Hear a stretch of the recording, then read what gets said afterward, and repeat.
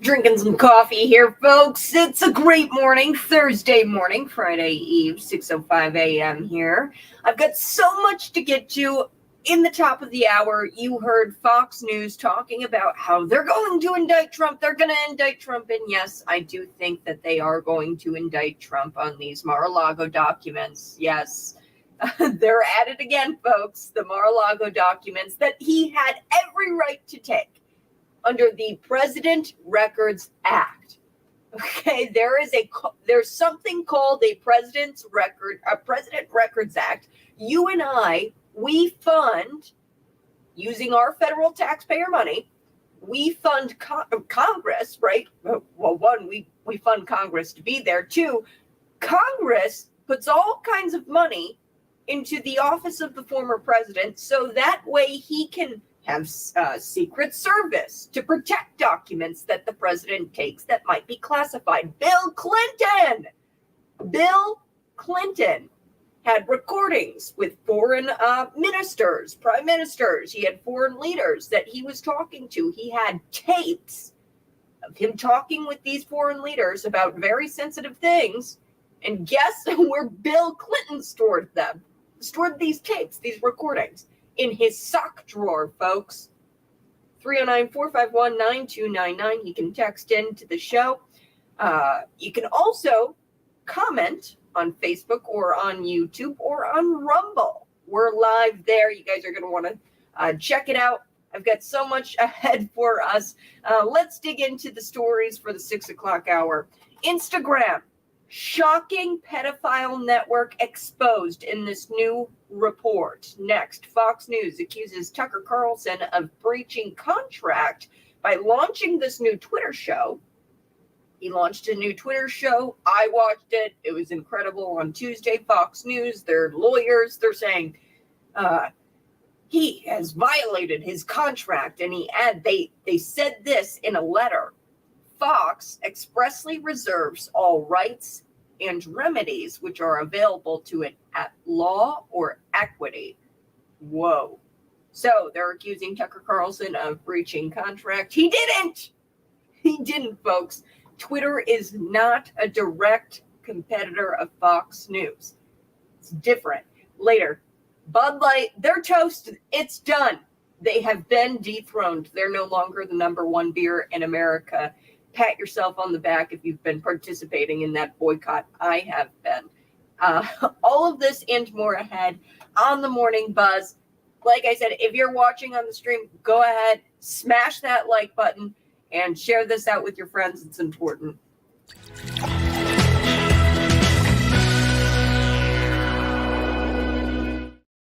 All right, let's get into it. Pedophiles on Instagram. My God, this is a shocking revelation. And the Wall Street Journal has uncovered this. Real quick, an aside, the Wall Street Journal has been really going after pedophiles. They've got somebody at the Wall Street Journal who is digging in, and they are trying to find the truth about pedophiles and this large network of pedophiles working together. There was another piece done by the Wall Street Journal where they laid out a relationship over email with the JP Morgan top executive and Jeffrey Epstein. And they were emailing each other back and forth in code. So they were saying, oh, bring beauty to the beast. And they were using Disney princess names to refer to the girls they were human trafficking. And these young girls on Epstein's Island. So the Wall Street Journal, they have got somebody there who wants to expose the darkness and expose the disturbing truth about pedophilia in America and beyond. So they're doing just that here with Instagram. And they have found out that Instagram, it harbors a vast pedophile network. The implications of this discovery are deeply troubling, and it's high time we expose the sinister underbelly of social media platforms. The protection of our children must be our utmost priority, and we cannot allow these predators to exploit our digital spaces. So according to the Wall Street Journal, they did this really comprehensive investigation, and I'm just so glad we have folks at the Wall Street Journal working this story. Instagram has now become a hotbed for pedophiles to connect, share explicit content, and target innocent children. These revelations underscore the urgent need for our stringent safeguards to ensure the safety of our children online. There needs to be more. I mean, obviously, they aren't able to do this themselves, because we had another story, Instagram today, Twitter. A few months ago, I broke that story, talked about that story, Twitter, on the air. I remember it came across the desk, and I was like, oh boy, Twitter? What are they doing?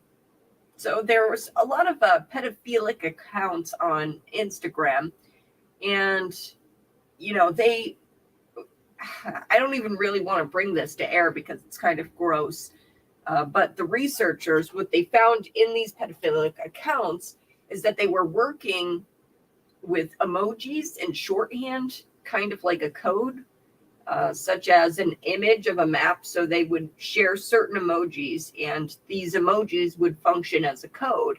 So the pedophiles, they would put a map up there, an emoji of a map, and that's shorthand for minor attracted person. Or they would put a cheese pizza up there, like an emoji, and cheese pizza, that's CP, the initials there. So it's the initials for child pornography. So that's like code that these pedophiles were using. And Instagram, we know that Twitter knew about it before Elon Musk took over. They were doing the same thing on Twitter. They were harboring pedophiles, and they knew about it, and they didn't do much to take them off. These accounts identified themselves as seller or seller with a 3 for the E. So there's sellers of the child pornography, and many state their preferred payments in their bio. So the sellers of the child pornography were identifying themselves on Instagram, and the seller accounts often convey the child's preferred age, I guess. So if the seller wants, this is so sick, pornography of a 14-year-old to sell, they'll put in their bio on chapter 14 or age 31, followed by a series of reverse emojis, like a reverse arrow. So, yeah, really disgusting. Even glancing contact with an account, an Instagram pedophile community, this can trigger the platform to begin recommending that users join that community. So through a series of hashtags, like I said, there was hashtags preteen sex. This is an alarming report, and it should serve as a call. That's why I want to bring this to air today. It should serve as a call for all of us responsible citizens, and we have to demand immediate action from Instagram and the parent company, Facebook. You know, if I didn't use Facebook for work, I don't know. It's so hard because it's just not there yet. Rumble, go to Rumble. I don't want to be on YouTube anymore. I don't want to be on Instagram anymore. Just like Bud Light, I want to boycott these people. This is not okay. The fact that such a vast pedophile network could exist on within their platform is a glaring failure on their part. It's imperative they take swift and decisive action and purge these predators and make their platform safe for everyone. It's clear that the current self-regulation model employed by these social media companies is insufficient, and they can't safeguard our children.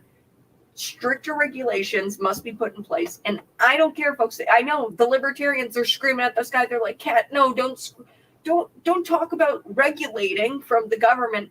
Look, this is what government's about. We need to start make sure at least we are able to provide protection with these social media companies jamming pedophilia down the throats of our children and exploiting our children online, there has to be stricter regulations put in place. And there has to be severe penalties for any platform found harboring or promoting illegal and harmful activities. There has to be severe consequences to that. Demand accountability from these social media companies. Do it. The revelation of Instagram's vast pedophile network, because that's what it is, it's a chilling wake-up call for society. We cannot allow our children to become victims of these heinous crimes facilitated by social media companies.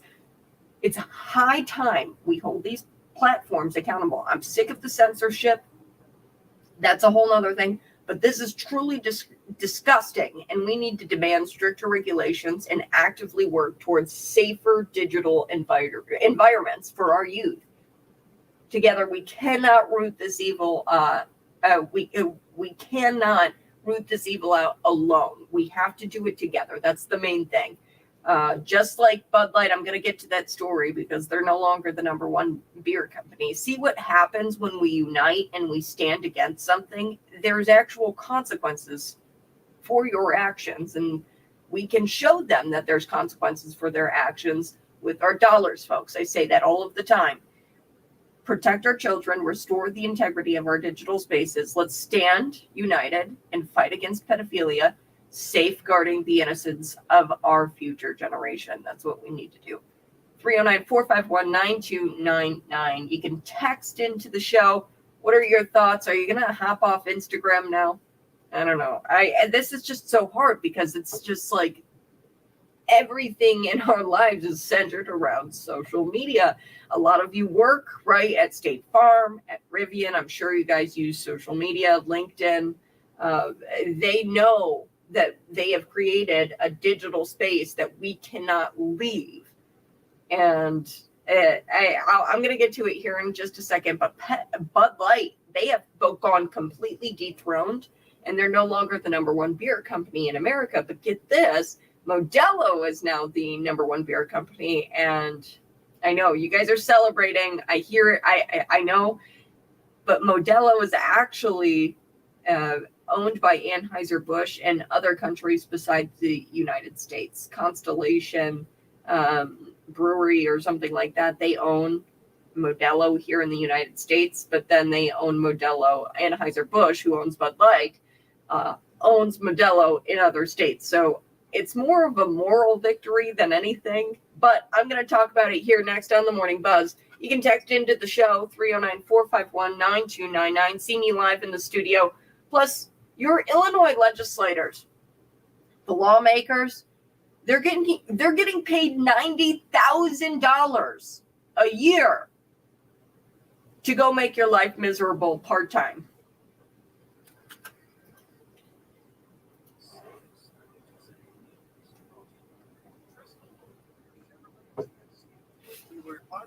Beat the team and shop the new and pre-owned inventory. Driscoll's, your did it, done it, and still dealing dealer. Governor J.B. Pritzker signed. Hey, thanks so much for joining me here on the live stream. If you are watching, be sure to smash the like button. Please like the video, share the video out with your friends. We are going to be talking about a Christian man who was arrested for yelling a quote from the Bible. Yes. This is like you're protesting, you're shouting out a Bible quote. This is like the First Amendment trifecta. Like if the First Amendment was made for anything, it was made for a time such as this. But according to Pennsylvania, you know, they think it's illegal to stand on one side of the street and yell things across to the other side of the street. So there was this LGBTQ pride parade or whatever. And across the street, there was guys yelling Bible quotes across the street. And it's unclear if it's illegal for these L's, B's, T's, Q's, G's, whatever's, if it's illegal for them to yell across the street at Christians. But I know you know that I know you know, okay? It's unclear if the same law applies to them. It is. It doesn't apply to them. So this Christian guy, he starts yelling some Bible verses from across the street. The police, there's this viral video of a man being arrested for not letting, quote, people have their day. So it's a gay pride day or gay pride month. And this Christian was taking issue with it, or not really issue with it, but really just trying to save their souls. Because at the end of the day, the only reason why I say anything about it is because I want your soul to be saved. I don't want you to live in sexual sin and sexual immorality. I would hate for you to not come with me, and I believe in the rapture of the church. I want you to come with me when Jesus comes back, and when there's tribulation, I don't want you to stay here. This is why I say what I say. Now, this video goes viral. There's police corruption, folks. There was a Christian arrested in Pennsylvania for preaching 3 words at a pride event. So here we go. Let me take a listen to this. I'm going to share my screen here with you, and then you guys can see the clip. Here we go. Let's take a listen. Let me know if you guys can hear that in the comments here. If you About 12 minutes before a cop got in my face, laid hands on me, and threatened to arrest me if I didn't stop. let me know in the comments. Of course, I don't have my GoPro this. camera with me because I wasn't coming out. Had no idea this was happening. I just happened to drive by it. But these cops over here, these guys are tyrants. That man threatened me, laid hands on me. But by the grace of God, I could preach for about 10 minutes or so, like I said, before he did that. So the gospel went out. The law went out. The gospel went out. God's going to do work with it. He's apparently a professing Christian, too. That's the horrible thing about this. Looks like some more men just showed up to support us. This cop's going to give him a hard time. Cop comes up.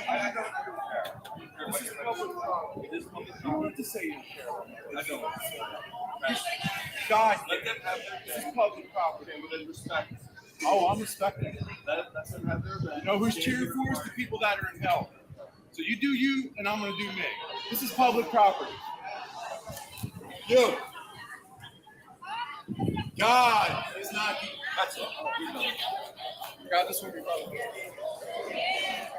Getting this on film. Can I give him my bag? All the stuff's in. Yo, I'm going to need you to go to 128 North. And they're clapping. Wow. Brothers, man. I cannot believe I'm watching this. Altar. Oh.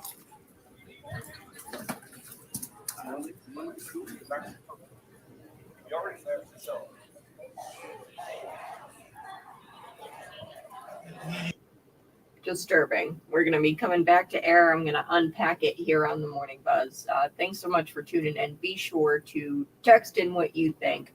Would you be willing to be arrested for your faith? That's a question I want you guys to answer here. Would you be for your faith, whether you're Jewish, Muslim, right? Whatever it is, would you be willing to be arrested for speaking out for your faith?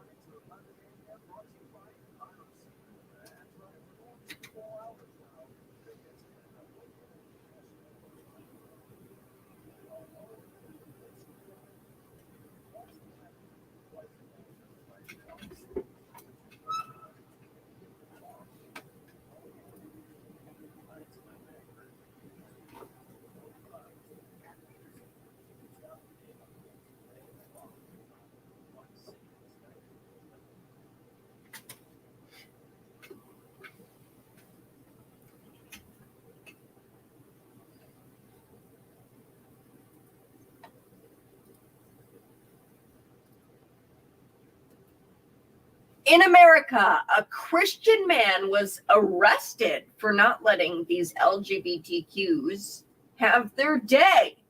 And guess what he was doing? He was just right across the street and he was shouting at them some Bible verses. And the cop said, you need to let them have their day. And he was just reading a Bible quote.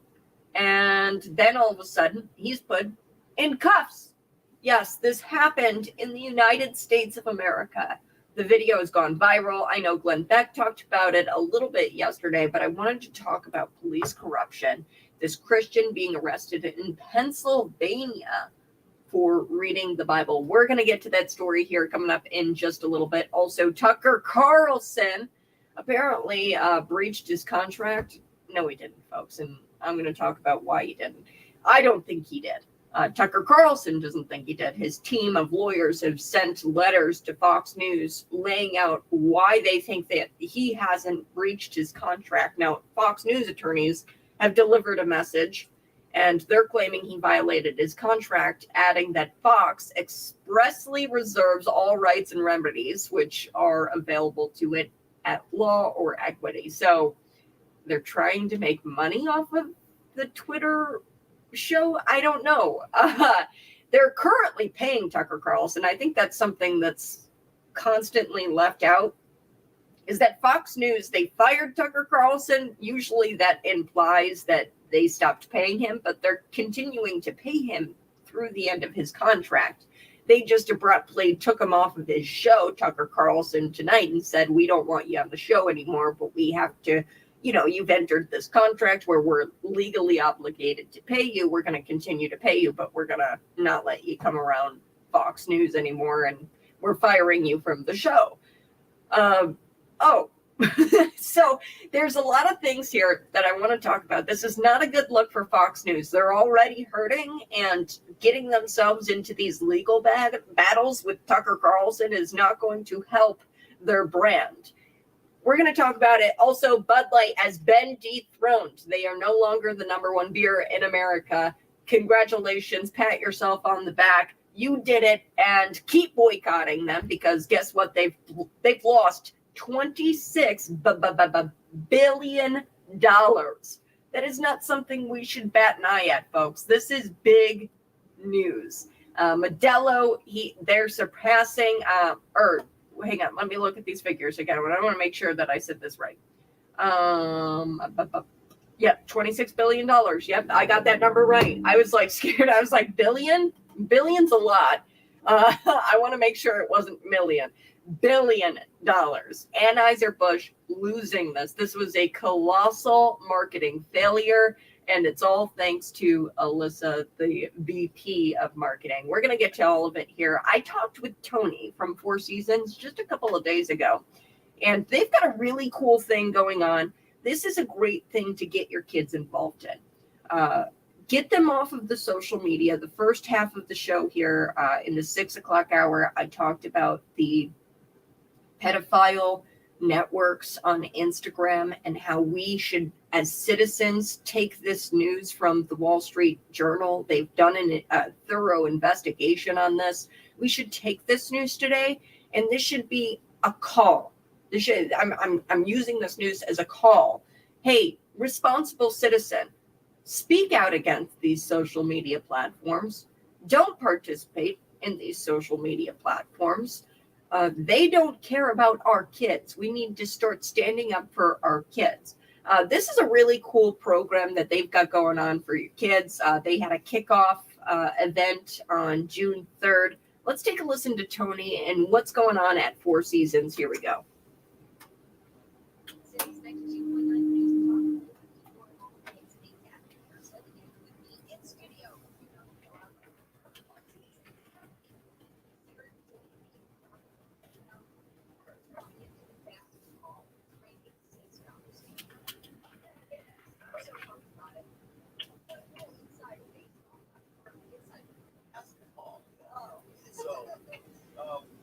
We're just like we're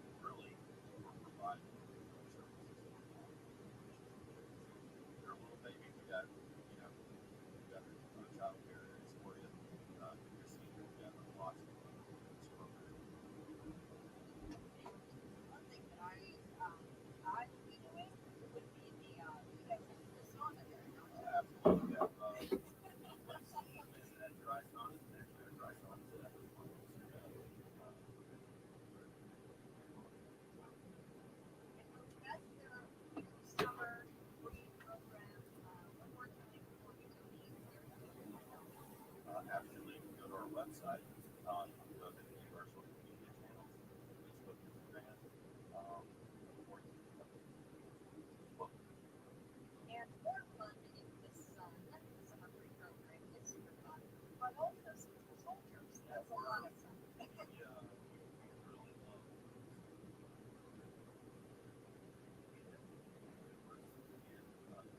and this year, our members are great.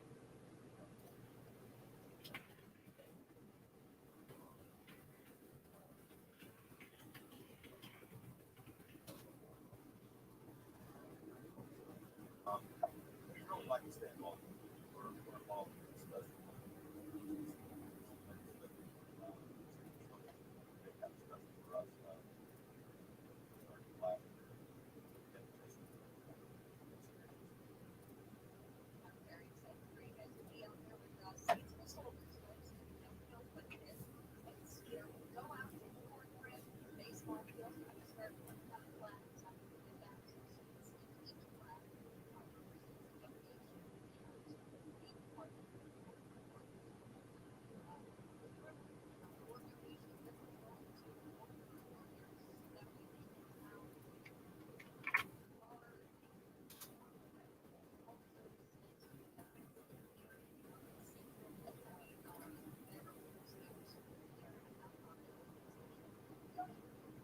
do we find out more about Four Seasons? go to Four Seasons website.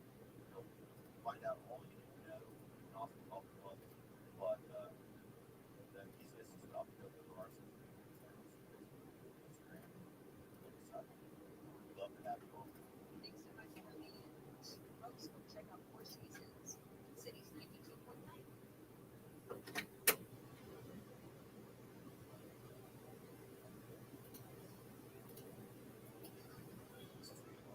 Tax and Accounting Plus. Focus on growing your business and servicing your customers while Tax and Accounting Plus. Hi, friends. Thanks so much for tuning in to the live stream. We're going to be back here. That was my good friend from the Four Seasons. Four Seasons. It's a health club, folks. It's so important that we get healthy and keep our minds strong. The sauna is definitely amazing at Four Seasons. I can attest to that. And I love Four Seasons. And I'm so glad that they're helping us out with the Seats for Soldiers this year, where we go around and we save seats for soldiers to raise money for Hope for the Warriors, which is a nonprofit organization, and they help all branches of the military, from enlisted, the deployed, and to our veterans. So they also help our local veterans in our listening area. So real quick, we are going to be getting into this man who was arrested in Pennsylvania. Yes, Pennsylvania, for talking about God.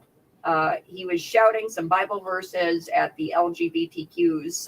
No, we're not confusing this with the UK. The UK, you can get arrested for praying, even if you're praying silently.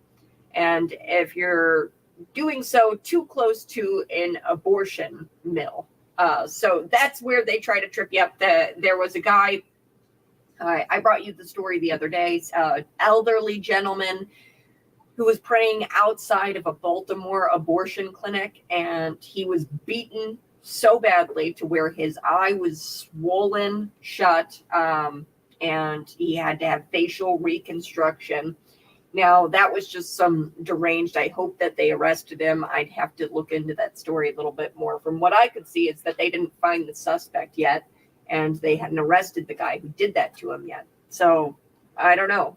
It's getting really scary out there. And when you don't have Democrat politicians standing up, so that happened in Baltimore. It was a Democrat governor, Democrat mayor. When you don't have Democrat politicians stepping up and speaking out on behalf of people who are Christian, who go through blatant hate crimes or are arrested for simply quoting the Bible, then we start to have some issues, and it begins to escalate.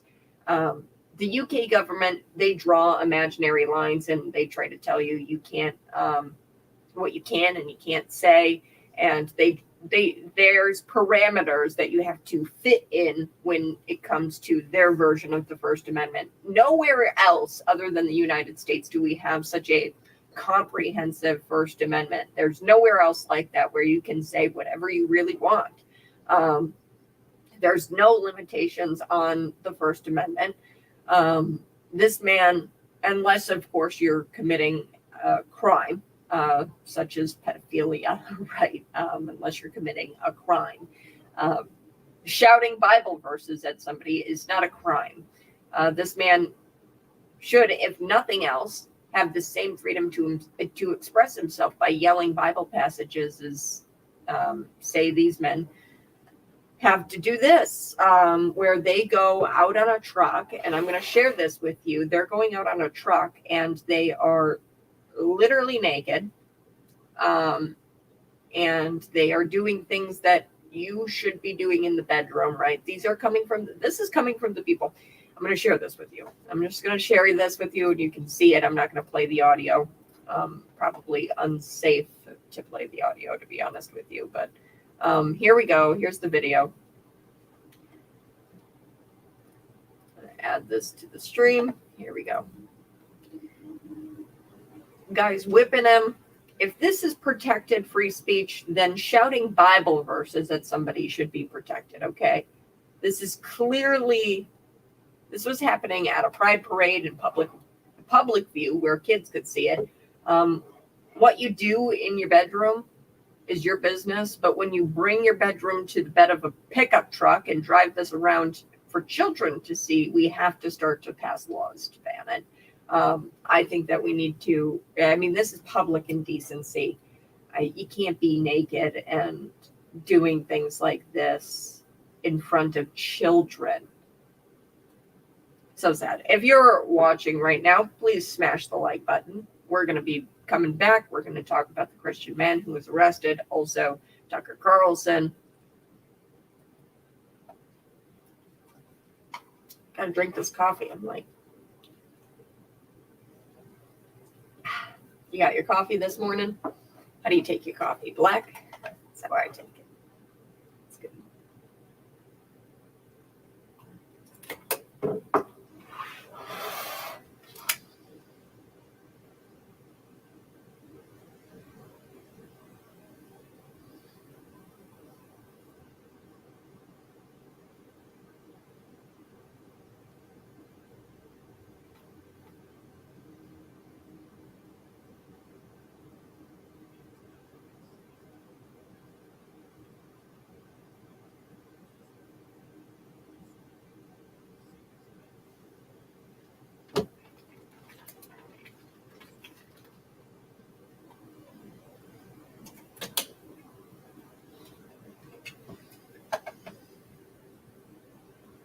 So I was telling you a little bit about Instagram. This is important to note this morning. Probably, it was trending all day yesterday, probably the most shocking news. And a round of applause for the Wall Street Journal, actually, because somebody is there trying to uncover this dark and disturbing truth about America and about these pedophile networks that exist here.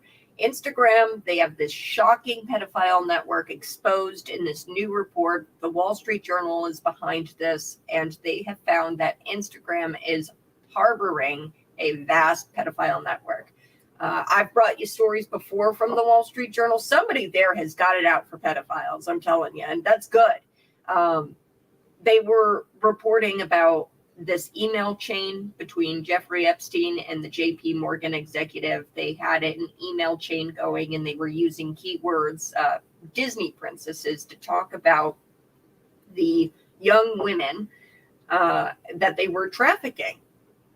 So emails would say, bring beauty to the beast, or, they would talk about these young women in code via an email chain. So the Wall Street Journal has this. We have to start protecting our children. This should be our utmost priority, and we cannot allow these predators to exploit our digital spaces. And look, I am calling for the government to step in. I know, libertarians are screaming at me right now. Look, laws they're based in morality. We have to start to pass laws that are based in morality. Every single law, and you're probably like, yeah, laws aren't based in morality. Yes, they are. There's a reason why murder is against the law. There's a reason why you can't lie under oath. There's a reason why you can't steal from people. Okay, these are all laid out biblically, and these are moral things that we have decided are bad. These are things that are bad for society, and we've passed laws to address these things. So we have to start to pass laws, because clearly Instagram is not self-regulating the way they should be. So we're going to get to that story here coming up in just a little bit. First, I did want to unpack Tucker Carlson and this breaching a contract by launching this new Twitter show. I've got the new Twitter show pulled up. We're going to talk about the Twitter show. He really went for it, folks, with the whole Ukraine, Russia. He talked about the dam. He talked about the Nord Stream 2 pipeline. So here's Tucker Carlson. I'm going to play a little clip of it from Tuesday night. It's called Tucker on Twitter. Let's take a listen to it. Here we go.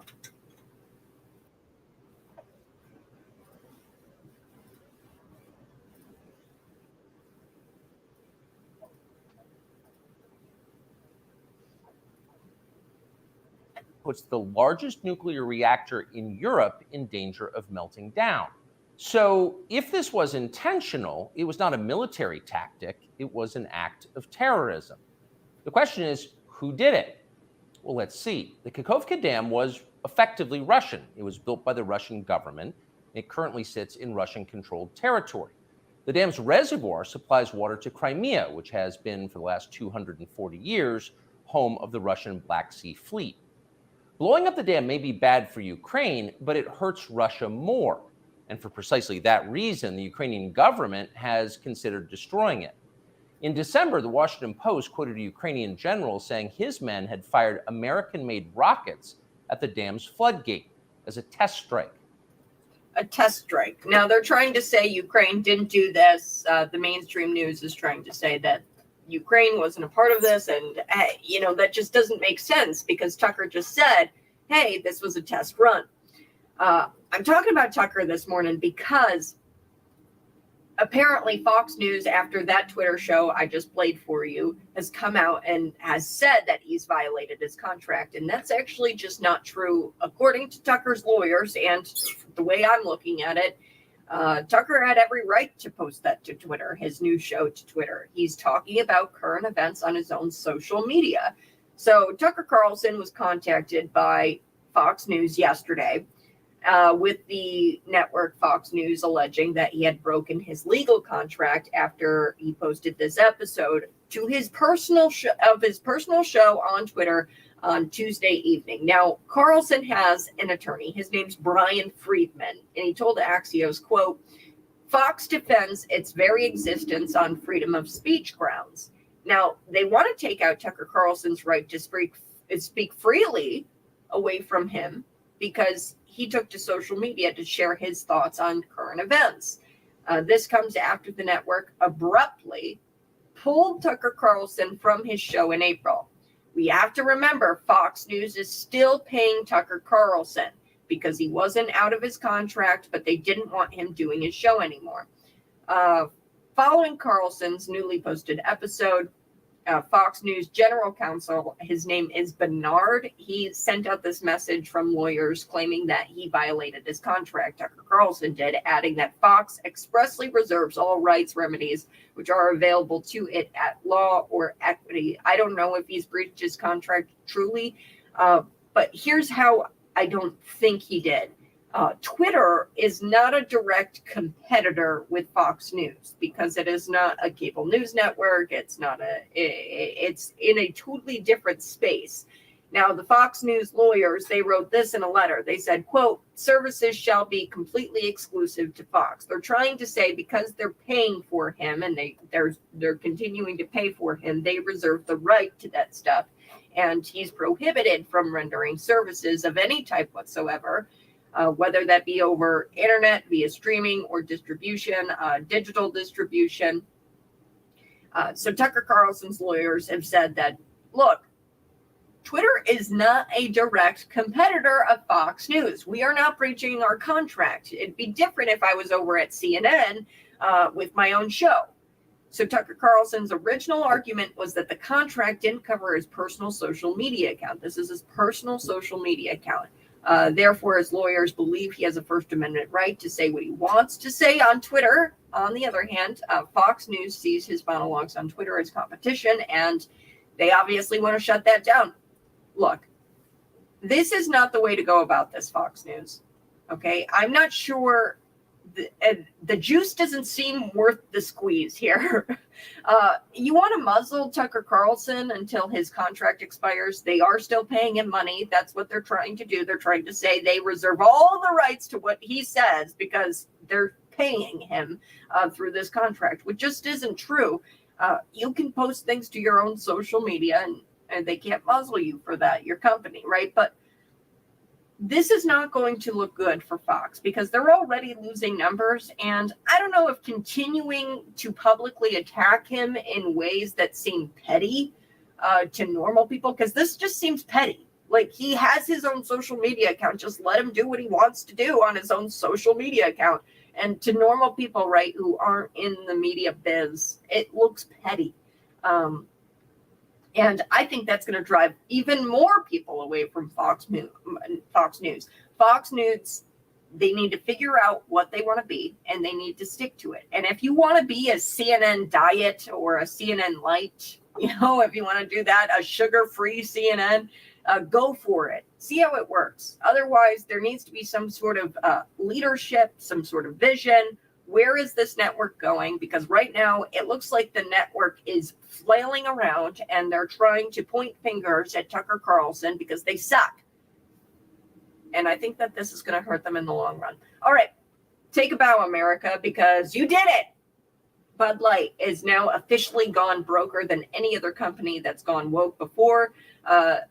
They're no longer the number one beer in America. Modelo is. So I've got the story here. $26 billion they've lost. Bud Light. That's next.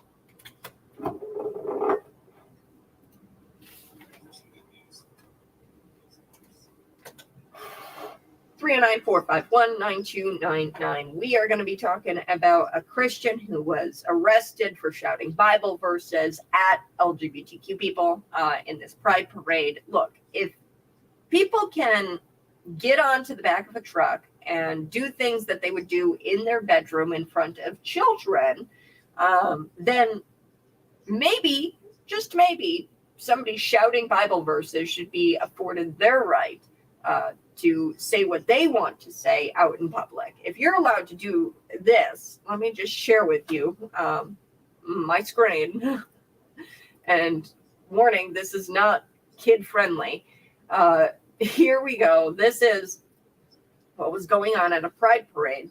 This happened in public view where kids could see it.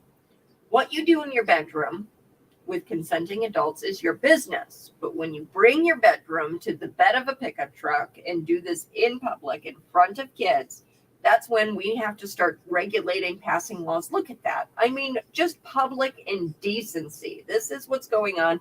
And then a guy, a Christian man, gets arrested for yelling out Bible verses at LGBT people. And he wasn't being disorderly. He wasn't hurting anybody. I've got the clip here of the man who was arrested, and we'll watch it without the audio. But the audio is truly scary in and of itself, because the cop says you need to let them have their day. So here we go. This is what's going on in Pennsylvania. It's called Reading, Pennsylvania. The guy, he's got a sign. It says something about Jesus on it. There's the LGBTQers over there who are, taking part in Pride Month. I don't know, marching or whatever. They've got rainbow flags. And then this guy gets approached by police officers. So this is being recorded by a bystander.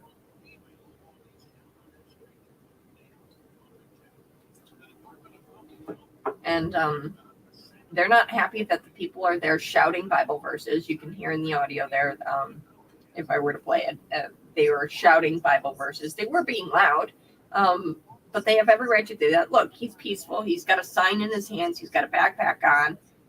And the cop is saying, I don't care.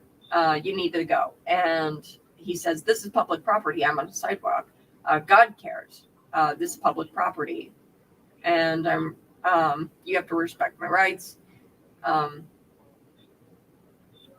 Yep. So he's respecting the LGBTQers' rights, but he's not respecting the. So look, he charges him, he arrests him, he hands the sign. He's very complacent in the arrest. He goes to take off his backpack.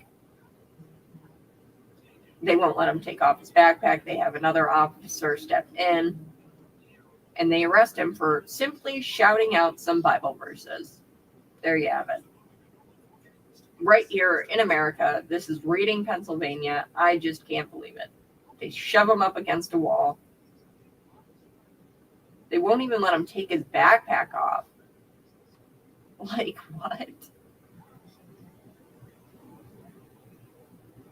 And this leads me to the question, folks. And I asked it this morning. Would you be willing to do what this guy did? Stand up for your faith. Stay on that sidewalk. Because God cares. God cares. And God sees what you do. Would you be willing to stand up for your faith or be arrested in the name of your faith? We're going to be talking about that. We're also going to talk about Bud Light losing a bunch of money, but it's kind of like a moral victory. It's not really an actual victory because Modelo is owned by Anheuser-Busch, not in the United States, but in other countries. So it's kind of more so a moral victory because they're still losing money. And not to say that they're not losing money, but Modelo is still owned by Anheuser-Busch in other states other than America.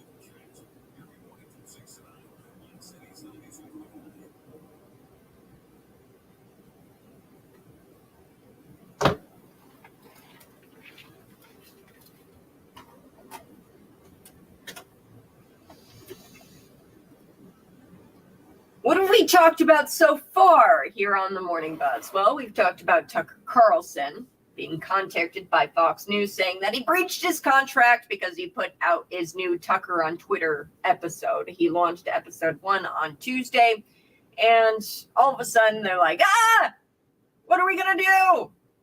Because the video's got like millions of views. I think it's last time I checked it was like 90 million views, which is insanity.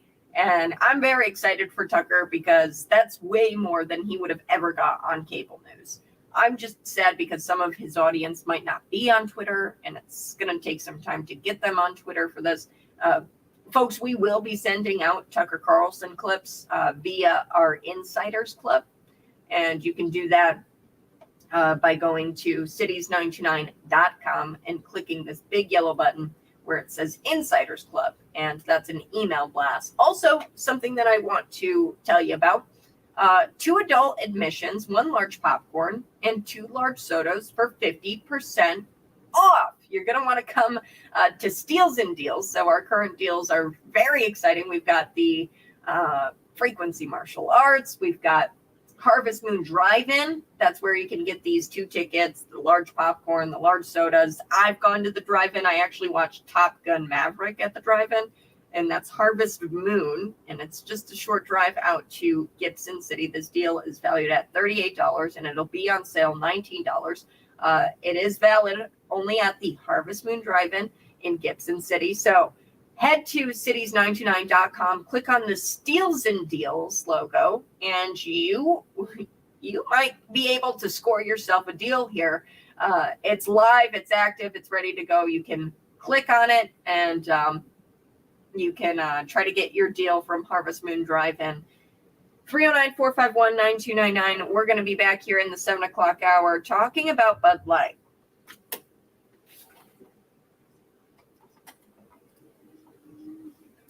Good morning. Thanks so much for tuning in, folks. Yes, it is a great morning, but we have got to talk about a lot of things that aren't so great. The pedophilic accounts on Instagram. This is scary. Researchers have found these emojis that these pedophiles are using on Instagram, and these emojis function as a code. And there's an emoji, it's of a map, and it's shorthand for minor attracted person. So people will put a map next to their name to indicate that they are a minor attracted person, or they will also put an emoji for cheese pizza, or like a cheese pizza emoji, like actually an emoji of cheese pizza. And because that shares initials with child pornography, it acts as a code indicating that they want child pornography. There's also the sellers of these child porn on Instagram, and we have found that they use they identify themselves as seller, or seller spelt with a 3 backwards, or like a 3. Looks like a backwards E. And they state their preferred payments in their bios, like bios on Instagram. There's a place where you can put, indicate what your bio is, or indicate who you are in your Instagram bio. Now, these seller accounts, they often in their bios also convey the purported age that they are selling. So their preferred age, and like the age of the child that they sell, which is so sick. They do this by code words. They say chapter 14, or they'll say like age 31 with a bunch of reverse arrows, indicate like several series of reverse arrows, and it indicates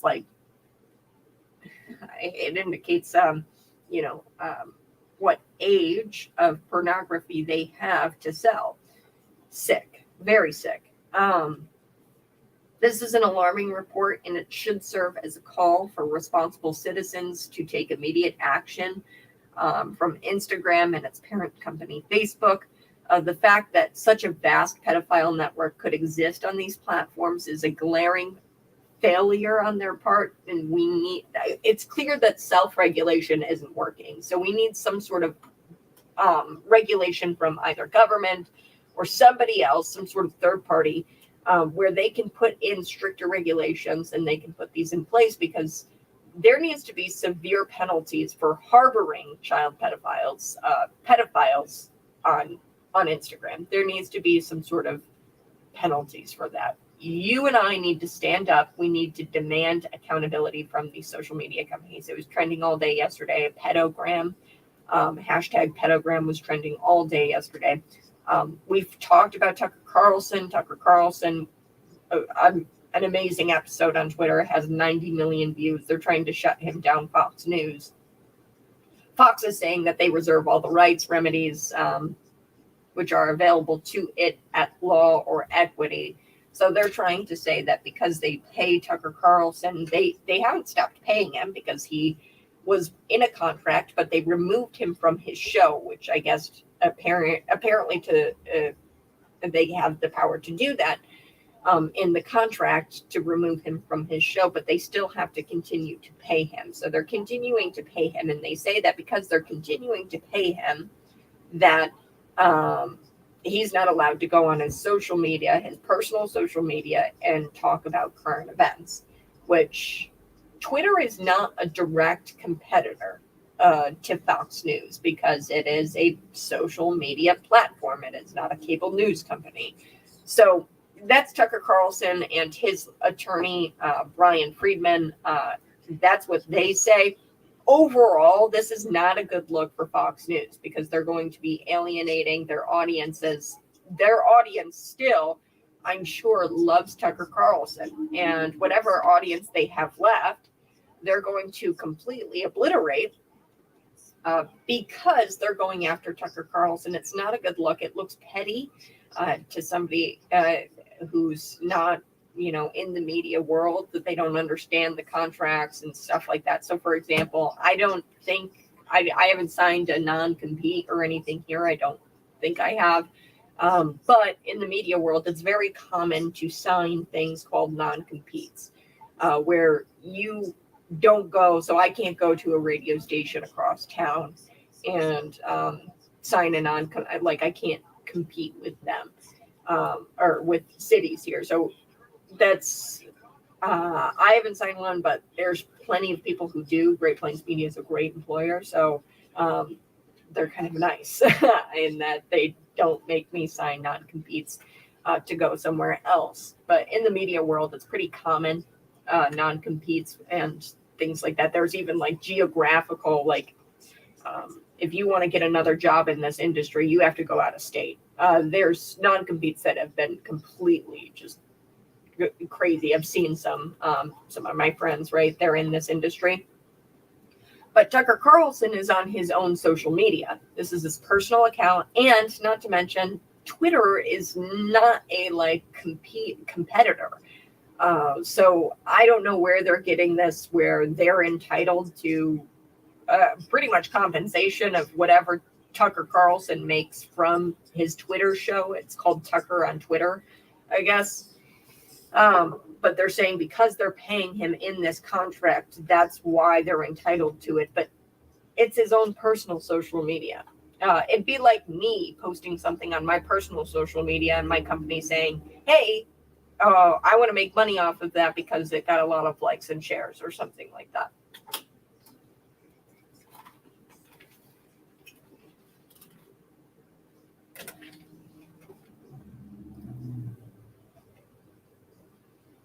It's done. Bud Light has been dethroned. They are no longer the number one beer in America. Ha ha! You did it! This is the Morning Buzz. I'm Kat Peterson. I've got so much to get to. Such little time. We've been talking a lot about Instagram and the shocking pedophile network that was exposed in this new report. I'll get to that a little bit later if you missed it in the 6 o'clock hour. We've also talked about Tucker Carlson, who I believe has not breached a contract by launching his new Twitter show. Twitter is not a direct competitor with Fox News. Fox News is trying to say that we reserve all the rights to whatever you put out there, Tucker Carlson, because we're continuing to pay you through this contract. And Tucker was like, no, you booted me off my show. I'm allowed to have my First Amendment right, and I can talk about current events on my own social media. Twitter is not a direct competitor of yours. That's what his lawyers are saying. Fox News lawyers are saying they reserve all the rights remedies which are available to it at law or equity. So we've talked about all of that. I want to talk about Bud Light and how they've been dethroned. They've lost a lot of money, folks. I also want to talk about these Illinois politicians, these lawmakers. Illinoisans, y'all should be outraged that your politicians down there in Springfield, they are paying themselves $90,000 a year to work part-time and to make your life miserable with bills that they pass. Illinoisans should be outraged by this. Next, a little bit later, we are going to be talking about the Christian guy who was arrested. Glenn Beck talked about this a bit on his show. Well, the guy who was filling in for Glenn Beck talked about it a bit on his show yesterday. This Christian man arrested for not letting LGBTQ have their day.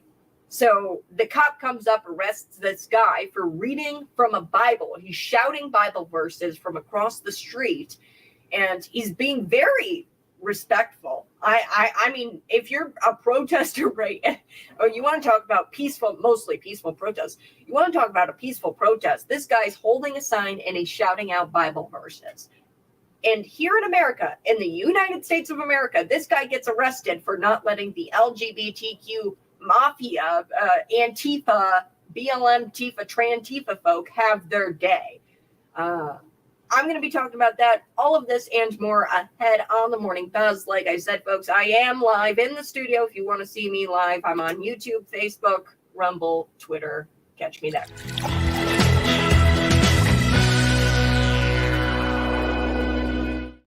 Let's get into it. First, the morning buzz here at Bud Light. They have really just, I mean, because of your dedication, Bud Light has now officially gone broker than any other company that went woke. Take a bow, America. Take a bow. The undisputed king of beers has been dethroned, and they are no longer the number one beer in America, and that has been replaced by Modelo, a Mexican beer. Such indignity. So it's a Mexican beer. Alyssa, you guys remember her, Alyssa, the VP.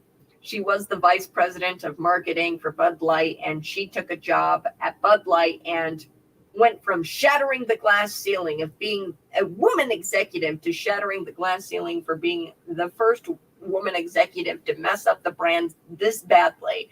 So she was shattering the glass ceiling by being the first woman executive or whatever.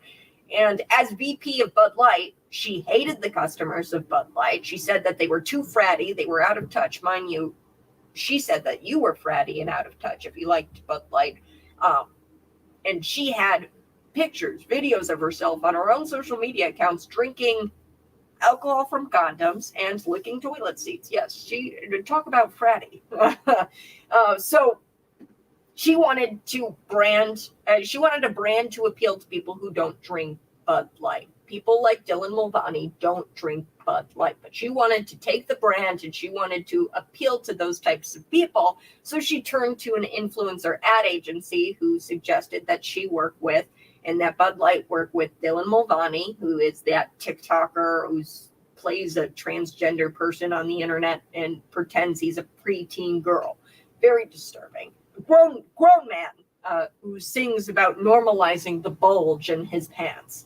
The problem is, while Dylan is popular with people who have to praise he, she, them, whatever his pronouns are, I don't know at this point, in order to keep their jobs in the media, the rest of America, the rest of us, we do not want to be associated with such a blatant, this is a blatant insult to girlhood, to womanhood, what Dylan Mulvaney does on his TikTok. So it might be popular with the people in the media. It might be popular with these corporate losers who just want to keep their job and they put their pronouns in their bio. This was a colossal marketing failure. I can't express that enough because here's the numbers, folks. $26 billion Anheuser-Busch has lost. So that brings us to today's news. Modelo is now the number one beer in America. And this is great. Its U.S. distributor has said after sales data showed it outsold longtime industry Bud Light in recent weeks. Modelo store sales topped 333 million in the 4 weeks ending May 28th at 15.6% rise in the same period last year. So their sales have gone up 15% this time last year, compared to Bud Light's 297 million, a 22.8% fall. So Bud Light was making $297 million in comparison to the $330 million Modelo is making, and that's a 22% fall, the $297 million from where they used to be at this year. So there's the numbers, folks. They really are hurting. But however, I do want to point this out. It's more of a moral victory. And I wouldn't be doing my job here if I didn't tell you about this. Modelo is actually owned in the United States by something called Constellation Brands. And outside of the United States, Modelo is owned by Anheuser-Busch. That just goes to show you Anheuser-Busch is a huge company. It's ginormous, right? They have all of the beers, Bud Light, Bud, Busch Light, right? They've got all of the beers. And they actually own Modelo outside of the United States. But in the United States, they're owned by Constellation Brands, which is that company. Plus, I'm sure Constellation Brands, they actually also sell out the same woke pandering to the radical left that every corporation does in America. So, I mean, I don't know if it's more of a moral victory than like an actual victory, like, oh yeah, we're actually like propping up conservative companies. No, Modelo is not a conservative company. The Constellation Brands is not a conservative company. They sell out the same woke pandering that Bud Light does, it not to the extreme of which Dylan Mulvaney was sitting there drinking a Bud Light in a bubble bath, right? But I wanted to point that out. A moral victory, and do pat yourself on the back if you have boycotted Bud Light. I'm proud of you, and I think that this is the way we get back at the left. Next, I do want to talk about Illinoisans and how y'all should be outraged that politicians are paying themselves $90,000 a year to work part-time. Are you kidding me with this? So write this down, green crayon if you have to. Read the bill. It's SB 250. It passed in the dead of night, 2:35 a.m. on a Saturday. That was May 27th. Now, this is a $50 billion budget. Illinois lawmakers, they are set to rake in a 5.5% pay raise. This pay raise is already on top of the 17% raise that Illinois lawmakers gave themselves back in January of 2023. They already gave themselves a raise this year. Then in their spring legislative session, what did they do? They gave themselves another raise. So at the beginning of this year, they boosted their base salary up to $85,000 a year. And now with this latest increase, it's getting close to $90,000 a year for part-time work in Springfield. Most citizens don't know why, what's going on, but they should be outraged, okay? You need to be outraged about this because lawmakers getting paid $90,000 a year for part-time work and for what they do. I mean, they make a mess of everything they touch in Springfield, and they're getting paid $90,000 to do it. J.B. Pritzker, when he was asked about it, he seems like he wasn't too proud of the pay raise, but I'm going to read his quote here, and this is such a politician response. It's not even funny. JB is the most inauthentic. Here's the quote. You can imagine it seems like an enormous bump to have 1 year where you're going up 17%, but it was in part because it's literally has been frozen. And that's, by the way, while we are raising the minimum wage in Illinois so people can earn more. So he's trying to compare these lawmakers to you and I for our wages, because their wages go up, because minimum wage is going up, we're going to raise the wage of our Illinois lawmakers. Quote, this is another quote from JB. My own view is the General Assembly has to make decisions about this themselves. I look at the entire budget, and there's things in the budget that I don't love. There you have it, folks. JB in a nutshell. Guy is weak-kneed. He doesn't lead. He's like, well, the General Assembly, they're the ones who make the decision. What? You're the governor. What are you talking about? If you don't like it, then get rid of it. Why the 17% raise for themselves back in January of 2023, JB? Pritzker said that this pay raise is actually written into law and there's nothing that they can do about it, which is a lie from the pits of hell, because we know this, folks. They break laws. They change laws.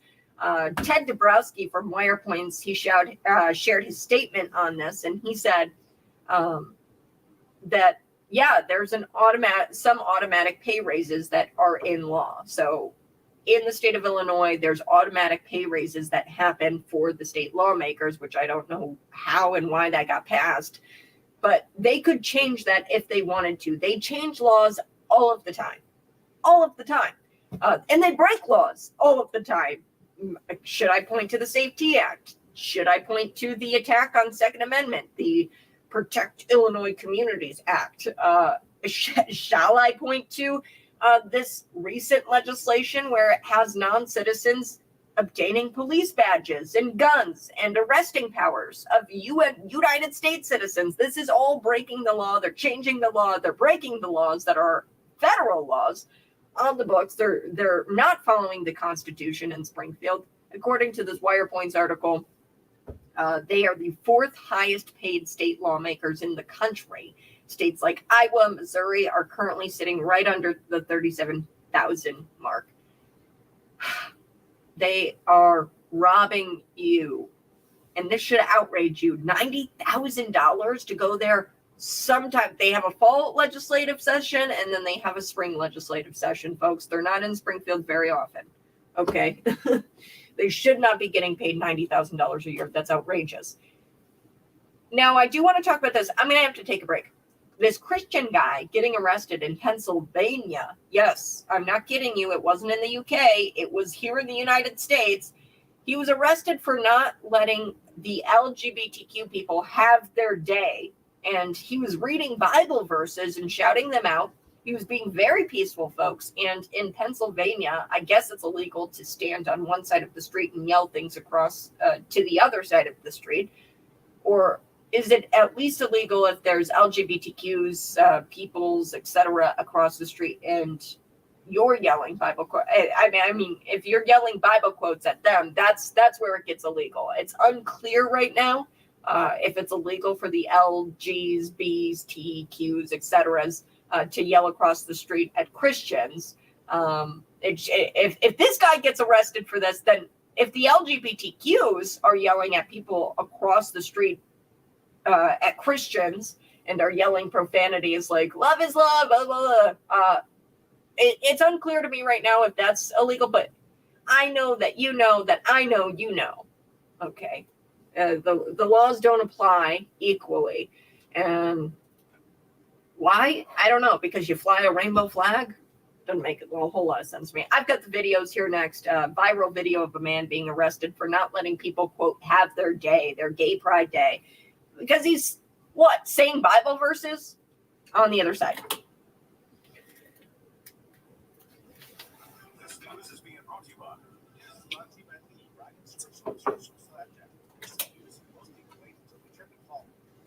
Thanks so much for joining me here on the live stream. If you're watching right now, please just smash that like button. If you're watching right now, smash the like button, share this out with your friends. It really helps us, guys. We are going to be talking about the Instagram report. This is a huge thing. And the top of the news, Fox News, you can hear it on the radio. They talk about the Trump indictment. And I'm just so sick of talking about the Trump indictment, to be honest with you, because I've gone through why this is such a I mean, this is just bull crap. It's crap. The Presidential Records Act affords the president to take any kind of documents he wants. Bill Clinton had tapes in his sock drawer. We fund Congress to be there. We pay them, right? To be there, to be congressional members. And then Congress decides how much funding goes into the office of the former president. The office of the former president, he has Secret Service, and the Secret Service is supposed to protect the president and any kind of presidential records, any records he takes from the White House. This is so clear. If you are honestly, if you are a conservative Republican or a Trump Republican, as I like, a MAGA Republican, then the laws apply differently because we have Mike Pence, mechanical pencils. It's been said that he has had documents and he was vice president. He was a vice president at the time. Joe Biden, he was the then vice president at the time.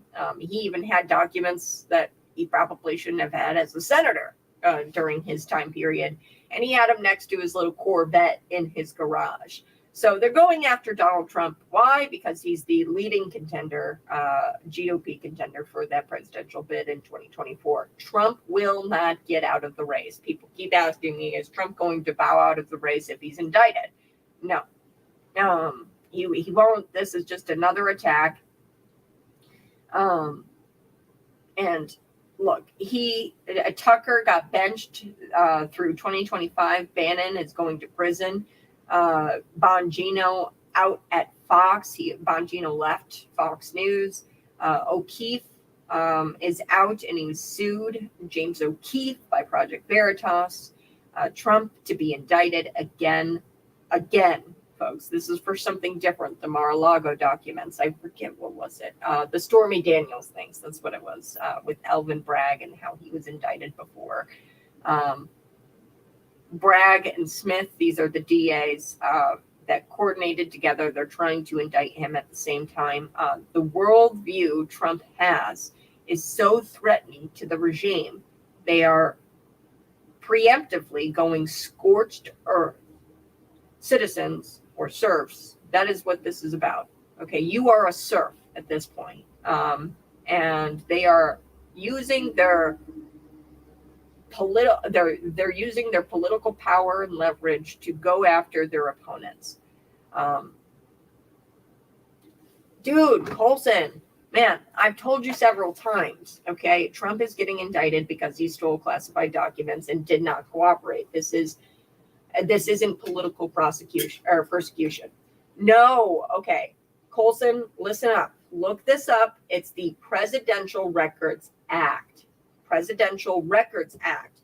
President Records Act. Under this act, it affords Donald Trump the ability to take documents from his time in the White House and to bring them home. Why? Because the office of the former president is funded by your money and my money, so that way the presidents, the former presidents, will be able to protect those documents. Bill Clinton kept recordings in it. He doesn't have to.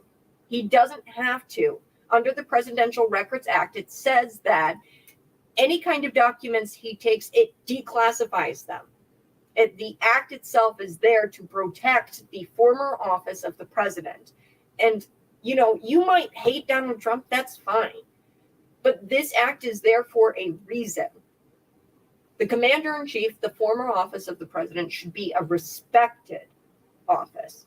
And we should respect our former presidents. Whatever politics aside, the office of the president is a sacred office, and it's something we should hold to a very high level of respect in the United States.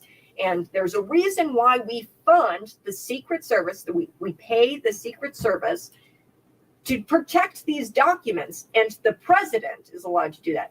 You know who had classified documents, who wasn't the president of the United States? Joe Biden. He was then vice president. And guess where he had his documents? They were unsafe in his garage. At Mar-a-Lago, he had them safe. They had them locked up.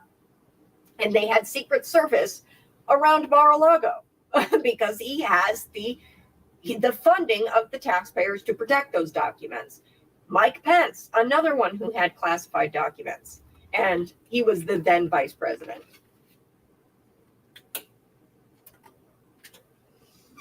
They're going to get him. They're going to get him. They're going to get Donald Trump. It's this, at this time, they're going to get Donald Trump. No, folks, they're not. Well, I know they're going to indict him again. He's going to be indicted again. Before it was Alvin Bragg trying to indict him over the Stormy Daniels crap. Now it's these Mar-a-Lago documents, and I've said it multiple times. There's nothing I can do to fix stupid. Okay, there's just nothing I can do. Read the Presidential Records Act. The Presidential Records Act affords Donald Trump to take any kind of documents he wants because we, the taxpayers, fund Secret Service to protect the former office of the President of the United States. Vice President, then Vice President Mike Pence, then Vice President Joe Biden, they took classified documents. They took classified documents, and they didn't have protection under the Presidential Records Act because they were vice presidents. Notice how the word president is in this law, the Presidential Records Act. Okay, it doesn't matter if the documents were classified. It's because Donald Trump was the president of the United States. He could take these documents. Joe Biden, Mike Pence, they did the same exact thing, but they actually broke the law because they were vice presidents. They weren't the president. We fund the former office of the president, and for this reason, because then Secret Service can protect documents they take. Bill Clinton, he had tapes literally in his sock drawer when he left the office, and this has already been ruled on.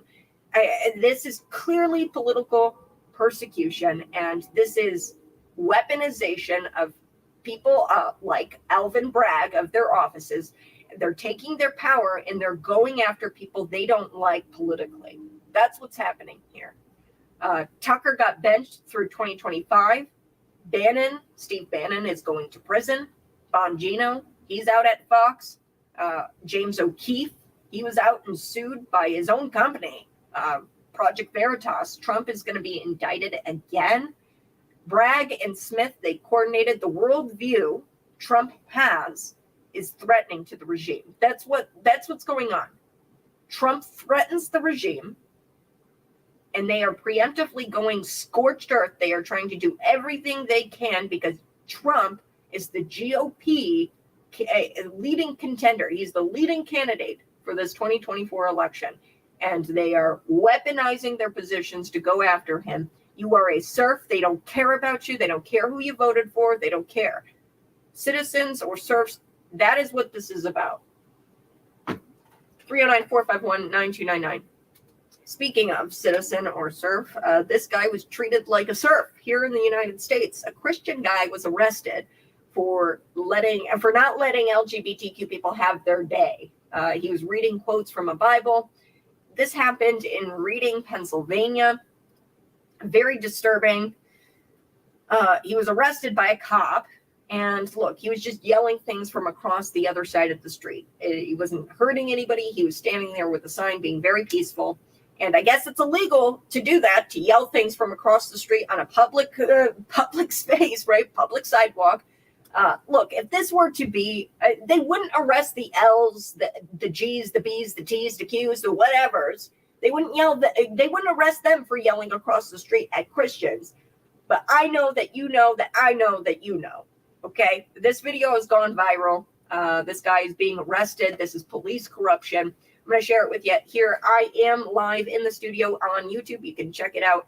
I'm here live in the studio on YouTube and on Facebook. Let's take a listen to what's happening here. This is police corruption, a Christian being arrested in Pennsylvania.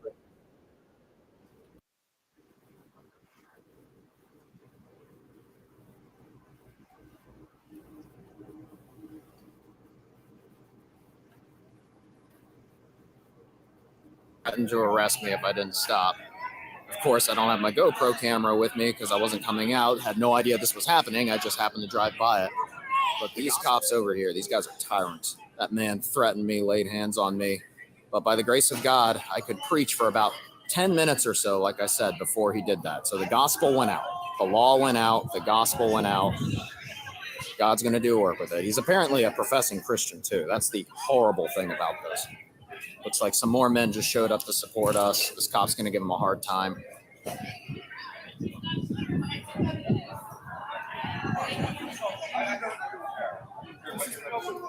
So in the video, you can't really hear it as well. This gentleman, he's in a white hat, and he says, "This is public property. You can't tell me to go away." And then the cop says to him, "Let them have their day." And then he says, "No, this is public property. I can say whatever I want. I can preach the gospel if I want." There's no other. This is the perfect trifecta of the First Amendment. Then the cop goes after him, grabs him, Getting this on film. puts hands on him, Can I give then him my bag while pulls it's stuffed his in? back behind him and arrests him. Won't even let him take off his backpack. This is happening in the United States of America. And you're clapping. The United States. This video has gone viral. And look, I could see if this was the UK. There you get arrested for praying. You get arrested for praying silently. But this is what happens when you let things go. Like there was an elderly man. I brought you the story this week. This elderly man, he was praying outside of an abortion clinic in Baltimore. And the Democrat mayor, the Democrat governor, they didn't speak out against this guy being pulverized. Being pulverized by somebody on the left, comes up, beats him for praying outside 15 yards away from the entrance of the abortion clinic, was just praying silently to himself. Comes up, he pulverizes him to the point where he has to have facial reconstruction and metal put into his face. And then, of course, the politicians, the Democrats, they don't condemn it. They don't say, "Hey, we don't accept this in this state. We don't accept this in this city." Of course, you're going to have things like this where the government, police, start arresting folks for their First Amendment, for expressing themselves, yelling Bible passages out at these people. And look, I'm going to share this with you on the stream. You guys can see it. There's this truck, and it's disgusting. And if they're allowed to do this, then this guy needs to be allowed to speak about God. Okay, this happened at a pride parade in public view where kids could see it.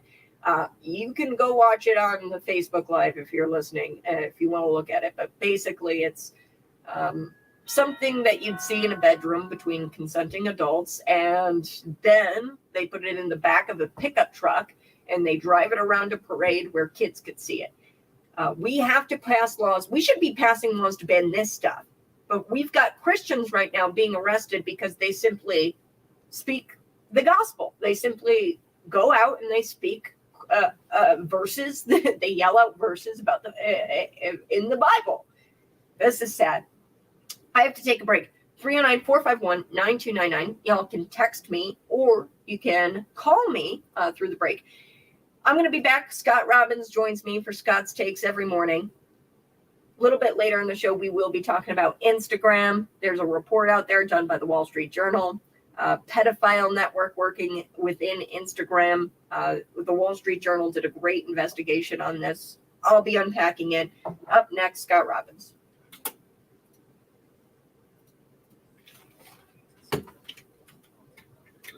Scott Robbins, how are you?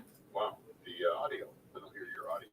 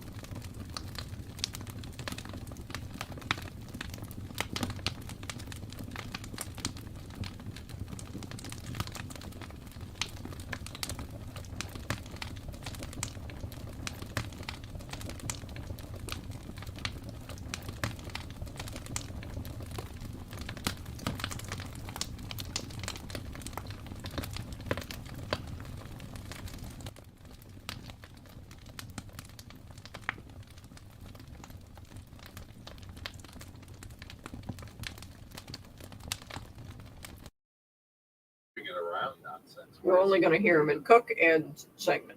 Yeah, that's it. Wow. Okay. And who decides what county it goes in? Where? I mean, I don't know. Well, and that at that point, do we even bother with putting judges in McLean County? I mean, Why would you? why would we? Well, why would you? Unless it's county matter. Yeah. I don't know. Gosh dang. All right. Hold on. All right.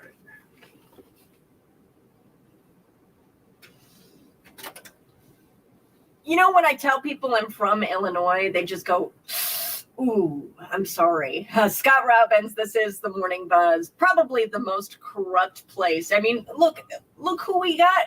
Barack Obama. Barack Obama came out of Illinois, right? I mean, it's just like people forget that the state of Illinois is like the most corrupt place. Yep.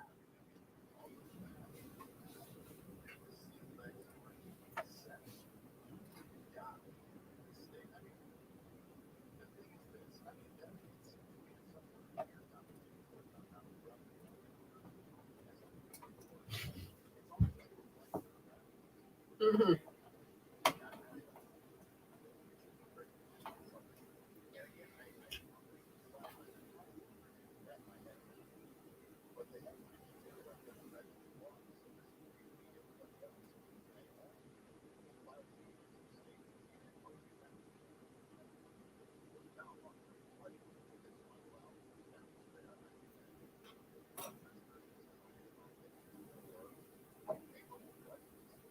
Mm-hmm.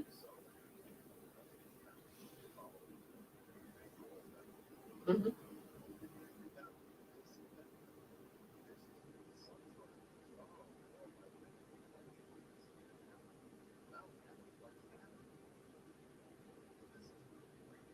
Yeah, well, they keep breaking the laws, and there's lawsuit after lawsuit after lawsuit filed against them. I mean, we've got something in Will County. We've got this Amendment 1 where you voted on it, and they didn't even bother because actually it wasn't even supposed to be. So you voted on Amendment 1, and it was on the same ballot. But if you amend the Constitution, the Illinois Constitution, it has to be on a separate ballot. It's called like a ballot or a constitutional amendment ballot, and it has to be separate. So that is just one provision they broke when putting Amendment 1 out there for people to vote on. And there's all kinds of lawsuits coming out against them now. There were 5 people who came out against them, and they wanted to file suit in the county that they live in, right? Like that makes sense. So they don't have to drive 200 miles, right, to go to Chicago to try to file it. And there's all kinds of things, and they're just trying to, I'd imagine, keep up with all of the lawsuits, but they want to make sure they get the favorable judges in Springfield and Chicago. Mm-hmm.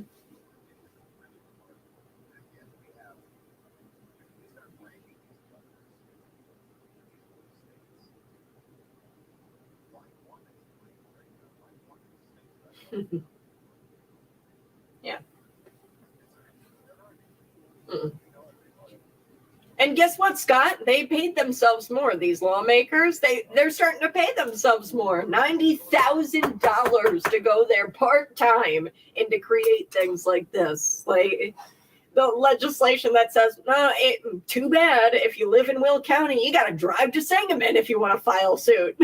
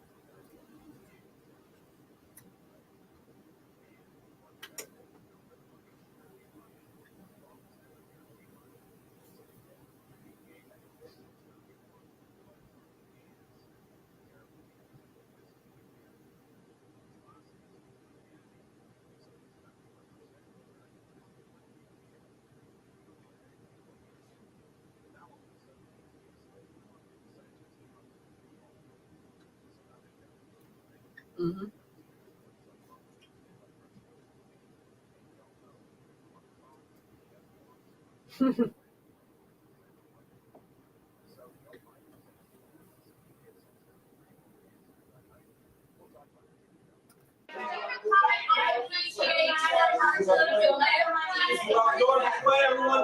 I plan on being a PJ.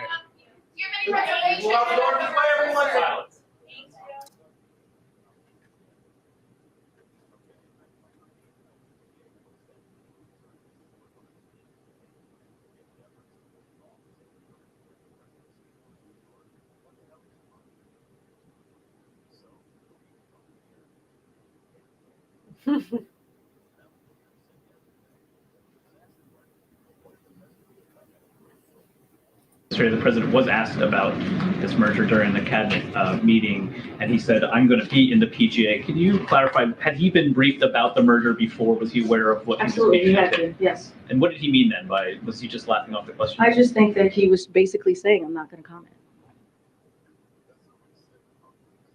Yeah.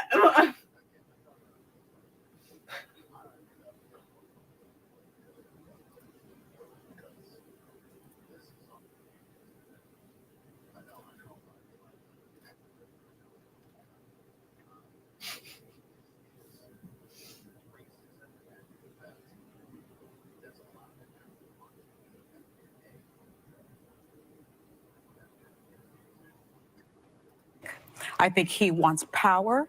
I think he wants so much power that in 2017 he closed public beaches to all of New Jersey except for his family and his son, so he could have his son's birthday party on the beach. I think he thinks. How does he get power by entering the race? I think he thinks he's special.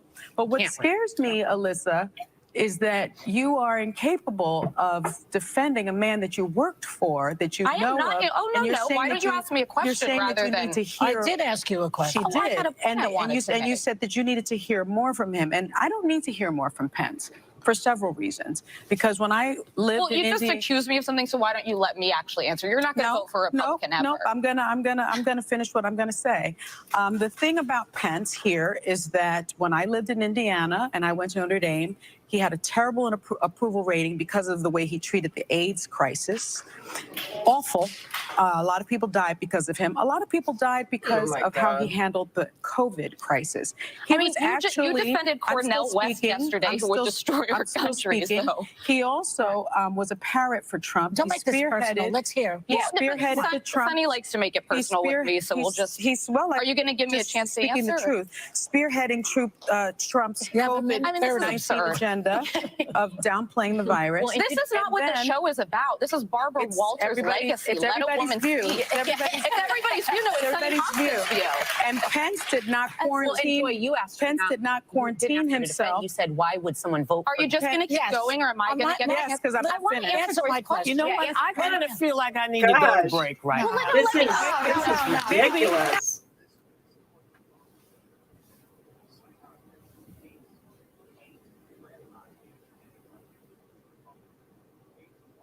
Alyssa Fair, she's a Republican? Like, oh my God. Yeah. I mean, they don't even like the token Republican, like the, yeah.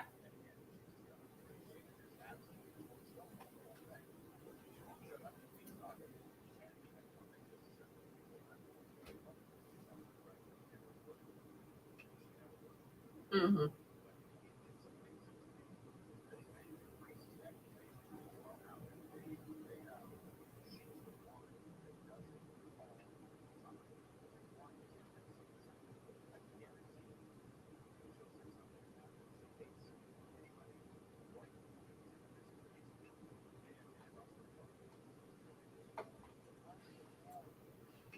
Bernie and love. They're so tolerant. So tolerant. As long as you agree with us.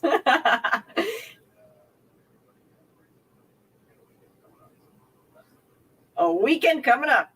Thanks, Scott Robbins. Scott Robbins is on later tonight, folks. You won't want to miss it. It's Markley, Van Camp, and Robbins. You'll be laughing so hard, your stomach will hurt. We'll be back here in just a little bit. We're going to talk about Jean-Pierre, and she explains why inflation is still high. That's next. Focus on growing your business and servicing your customers. Hey folks, this is the Morning Buzz. Thanks so much for tuning in. I will be getting to your comments. Be sure to text in on the web. You can't hear Scott Robbins on the web. You can hear him on the radio, but not on the web. Okay, thanks so much, RT. We will fix that tomorrow. I didn't get to your comment. I appreciate you letting me know. I had no idea. I can fix that. Now, one thing that I did want to talk about was Carlson, him saying this about, why can't you just acknowledge Trump broke the law and quit projection onto Joe Biden. Look, the reason why I bring up Joe Biden is because he actually broke the law. Trump did not break the law, okay? Trump is protected under the Presidential Records Act. I mean, I don't know what else to say, right? You have to read the act, okay? The Presidential Records Act protects President Donald Trump and any kind of records, classified or not, to be taken from the White House and to be protected by the funding that you and I pay for through the Secret Service to protect the former office of the president. Carlson, shut up. You're not all-knowing and right. Everything that comes out of that soul of yours, wow, things are getting heated here on the Morning Buzz. We are going to be talking about Carlson, but also it's very important that I talk about the Instagram. This was trending all day yesterday, where it was pedogram, hashtag pedogram was trending. And the reason why it was trending was because Instagram, there is a pedophile network that's being exposed in this new report. And I mean, the Wall Street Journal, they have it out for these pedophiles because this isn't the first time they've uncovered something dark and disgusting. They're uncovering it about Instagram today, how they were harboring really this vast pedophile network. But they also came out not that long ago with a story about Jeffrey Epstein coordinating on emails with the JP Morgan, that's Chase, a top executive there, about how they wanted girls, and they were using keywords, and it was truly gross. It was like keywords. They said, bring beauty to the beast and things like that. This was in reference to the underage girls at Epstein's Island. So they uncovered those emails, some shocking emails between Jeffrey Epstein and the JP Morgan exec, whose name is escaping me. I have to go look at it. But this just in, Instagram, they have all of these different hashtags where it makes it easily accessible to buy and to sell child pornography. So there were a bunch of pedophilic accounts on Instagram, along with a bunch of superficial and mixed with brazen Instagram, mixed with brazenness, with superficial efforts to veil their activities. So there were efforts to try to shield their activity going on through Instagram. These researchers found Instagram was blatantly trying to cover this up or to mask this. There were emojis that were used as code words, such as the image of a map. So there's an emoji of a map out there, which stands for minor attracted person, which indicates if you are a minor attracted person, or a pedophile, as I like to call it, a pedophile who is in need of cheese pizza. This is another code word, an emoji that they would use because the initials are CP, cheese pizza, CP. That's the same initials as child pornography. So these pedophiles would say they're in need of a cheese pizza on Instagram, and then they would identify themselves to a seller. And on Instagram, they indicated that their name was seller with a 3 for the E in the middle there. And they would state their preferred form of payment in their bios, and they would state what kind of child porn they had to sell. So when I say what kind, I mean what age. So if you are a minor attracted person in need of a cheese pizza, you could go to a chapter 14 seller, which would be people with child pornography for between the ages of 14. So sad, incredibly sad and disgusting. And I bring this to you because I want to talk about how this should rile you up to speak out against these social media platforms. And we need more than what they're doing. They're not regulating themselves correctly.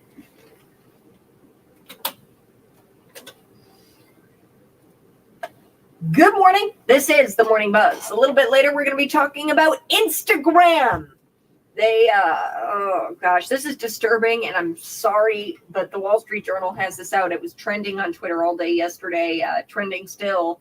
That and Tucker Carlson. Instagram, they have this shocking pedophile network that has been exposed in this new report done up by the Wall Street Journal.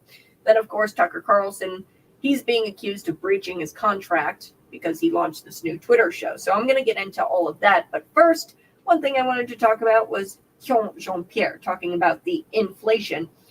Here we go.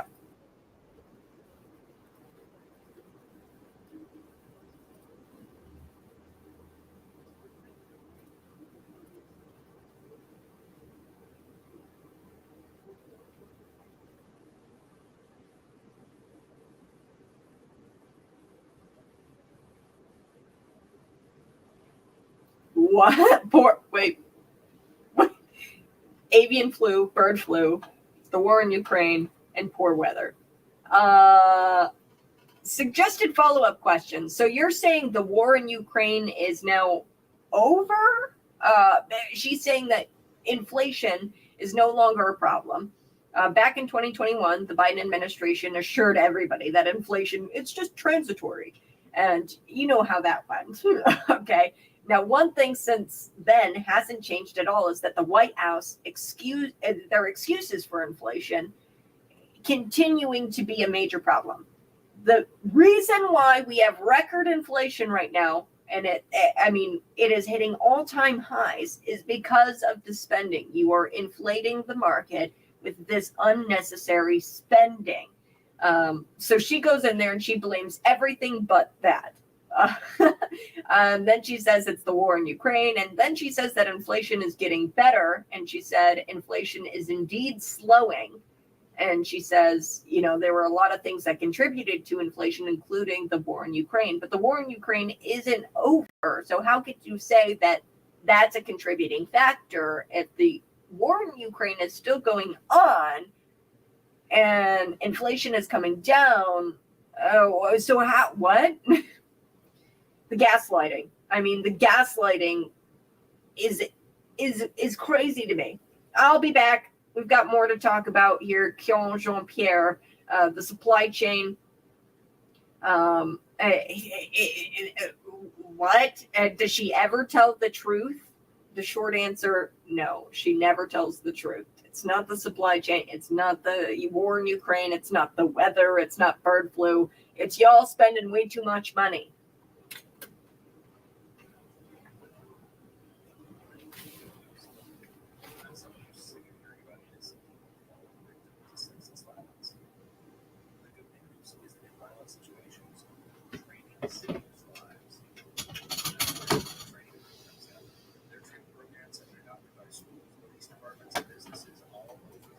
Hey, thanks so much for tuning in to the live stream, folks. I so do appreciate it. I got a text here. They said, hey, did you talk about the bill on Pritzker's desk that allows people who are illegal to be deputy sheriffs and police? Yes, I have talked about that. It's absolutely insane. Non-citizens now getting arresting power over United States citizens, and they're going to be giving them guns, and they're going to go through the entire background check process to become a police officer. So the problem with this, obviously, is that federal law says you can't own a gun if you're not a United States citizen, right, in the United States. This is blatantly unconstitutional, but yet here we are, Illinois doing it again. And there's a reason why, other than that. I can hear you, but no guests or video share audio. Okay. I will have to fix that here for you. I thought that would fix it, but I will try to figure that out. Thanks, Ryan. I appreciate it. There must be something going on that I don't know. Can you hear me right now?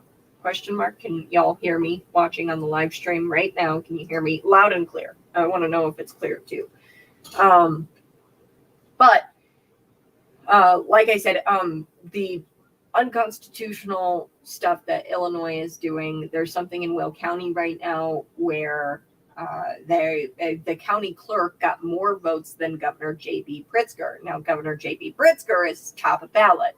And it's very uncommon. It's not impossible, but it's very uncommon for those down ballot to get more votes than those at the top of the ballot. People fill out their ballot and they typically go for the positions of governor, maybe the United States Senate, maybe a few top ticket items, and then you'll fill it out. But there's a case here where the county clerk in Will County got more votes on in this past election than Governor JB. So then people started looking into this, and a few renowned lawyers have come, and mathematicians have looked at this, and it looks as if the Will County vote totals were calculated using the same exact algorithm. So there's all kinds of precincts in Will County. Will County is actually where I come from. There's like over 300, I think it is, precincts, and each precinct, right, you have to get your vote totals. So there was an algorithm that they applied to all of these vote totals, and they found out that that algorithm that math applied to all of the precincts to get the vote totals that they did, which means that election was fake. Let's call it fake for right now. I mean that mathematically that was not conducted by the people. That election was not conducted by the people in Will County. So, of course, there's a lawsuit filed on behalf of the people regarding that. We've talked with David Chistokis about that. He is leading charge on that case in Will County. Now, he filed it in Will County. There's new legislation that says, hey, you can't file anywhere except in Cook County and Sangamon County. The reason for that is because they want this Will County case to go away, because this is big. Mathematically, if anybody were to look at this, the election was taken from the residents of Will County, and they cooked it up, the math. They cooked up math for each and every precinct, and the math applied to every vote total in 300 different precincts, which is mathematically impossible. That doesn't make any sense.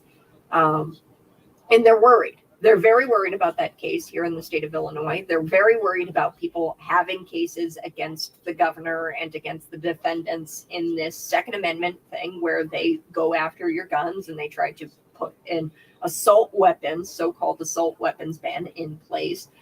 This has been filed in several different counties, right? I think there's one in Macon County with Dan Calkins. There's a few other ones where we file cases against the state for infringing on our Second Amendment.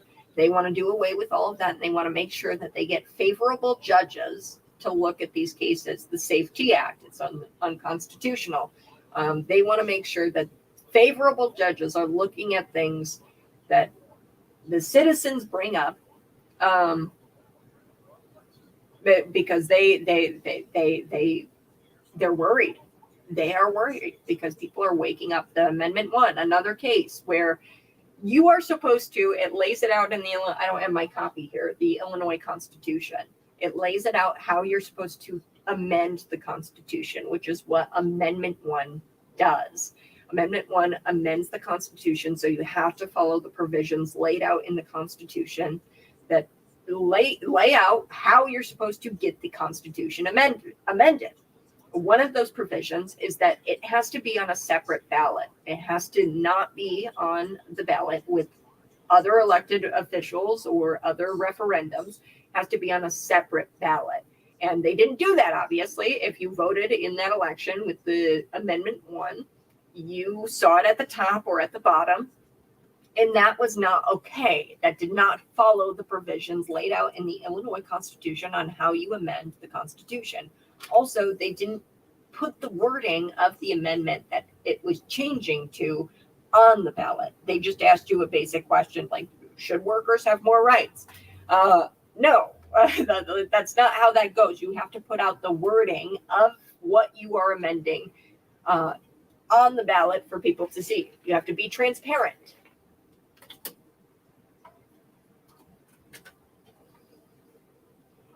They're getting paid $90,000 a year, these state lawmakers, and they're getting paid to do this $90,000 a year. It's part-time work. And then while they're there, they cook up bills that say, hey, let's give non-citizens arresting powers over U.S. citizens. Yes. So I got a text here. Tanya, she's a great listener. She goes, have you talked about the bill that's on J.B. Pritzker's desk that would allow them to hire illegals as deputy sheriffs and police officers? Yes, I've talked about it. And this is blatantly unconstitutional. Chapin Rose, he's a senator. He went out on the Senate floor and talked about how this is against the United States Constitution. Nobody seems to give a hoot that it is. They're going through with it anyway, and it's already on JB's desk. We live in a state where it doesn't matter what the Constitution says. It doesn't matter what the laws say. They act against, they don't care. They break the laws. They change the laws. Okay, so now JB has got it out there where you can only file suit against the state in Sangamon County and in Cook County, only 2 counties. The reason for this is there's a couple of cases against the state, a few cases, actually a handful of cases against the state right now. The Safety Act, people are saying that's unconstitutional. I think there was a judge in Kankakee County who ruled in favor of the plaintiffs, people who are suing the governor and the company, governor and company, Kwame Raoul's, over the Safety Act being unconstitutional. And then there's another one in Will County. They are trying to say that the county clerk couldn't have mathematically gotten more votes than Governor J.B. Pritzker. Mathematicians, renowned lawyers, they've looked at this. They say that there's no possible mathematical way that the Will County clerk got a number of votes that she did across the precincts. There's over 300 precincts in Will County. I come from Will County. And when you look at the vote totals, mathematically, it appears that the same algorithm was used to get those vote totals across every single precinct in that county. That doesn't sound right. That's a little too on the nose, folks. And typically in elections, what people do, they vote top ballot, and it progressively, as you go down ballot, people don't recognize names. They don't understand what the positions are, and they give up and they don't fill out the entire ballot. That's a very common thing. So it's very uncommon where you have a county clerk getting more votes than J.B. Pritzker in an election. This is why people looked at it and they said it's mathematically impossible, and that there's no way that that election was determined by we the people. So that's going on in Will County. There's a few other things, the Second Amendment thing, where they're going after your Second Amendment right. They're banning guns, and they're applying the law differently. So the law doesn't apply to police officers because they can carry these types of guns, but you can't as a United States citizen and as an Illinoisan. But the police in this state can carry those types of guns. It's a magazine ban where you can't have over 15 rounds in a gun. That's filed. There's some cases in Macon County, Dan Calkins' case. So there's a lot of cases coming out against the state of Illinois. Why? Because the state of Illinois is tyrannical and they are literally spitting on the I'd imagine, and I wouldn't put this past them, these Democrats, they get into these rooms at 2:30 a.m. in the morning and they pass and they do these backroom deals and they talk about how they can infringe on your rights. And they literally spit on the Constitution. I'm telling you, this is what I think they do. So people are worried. You should be. Now that there's this bill out there that says that they're only going to, you can only file suit against the state in 2 counties. The reason why they are doing that is because they want to get favorable judges in Cook and Sangamon County. That's Springfield, and that's Chicago. So that's that. In a nutshell, that's what it is. And the lawmakers are getting paid $90,000 to do that. $90,000 a year to do that. 309-451-9299. Let's talk about Instagram a little bit. And then a little bit later, we are going to be talking about Tucker Carlson. They're saying that he breached this contract. I don't think he breached the contract because Twitter is not a direct competitor with Fox News. Also, a little bit later, we'll probably talk about the Trump indictment. This has to do with the Mar-a-Lago documents. I think it's so funny that I have to clarify what indictment they're going after Trump with this time. It was the Stormy Daniels thing with Alvin Bragg. Now it's the Mar-a-Lago documents. And I've done my research on this, folks. There is nothing that Donald Trump did that was illegal. There is a law in the books. It's called the Presidential Records Act. Read it. And Lib, I know you're listening. Read it. So let's get into Instagram. There's this shocking revelation that the Wall Street Journal has uncovered. And the Wall Street Journal, somebody there has got it out for this network of pedophiles in America because they've done some work with Jeffrey Epstein and finding out who was all connected with his network. We have found a lot of Democrats have been connected. Big Democrat donors have been connected to Jeffrey Epstein. We have seen emails between he and the top executive at one of the top executives at JP Morgan. They were doing some emails back and forth that suggested, was using code words to suggest that, hey, bring beauty to the beast. And they were using Disney princess names as code words to talk about the women they were human trafficking, these young women, young girls, underage. So the implications of this new discovery by the Wall Street Journal is deeply troubling. And this is your warning. I do want to talk about how we have to start to expose the sinister underbelly of these social media platforms. The protection of our children has to be our utmost priority, and we cannot allow these predators to exploit our digital spaces any longer. And the Wall Street Journal, they did this investigation, so let's dig into it. Instagram has become a hotbed for pedophiles to connect, share explicit content, and target innocent children. This revelation underscores the urgent need for stringent safeguards to ensure the safety of our youth online. We need some sort of government intervention to regulate these social media platforms and to get them to follow the law.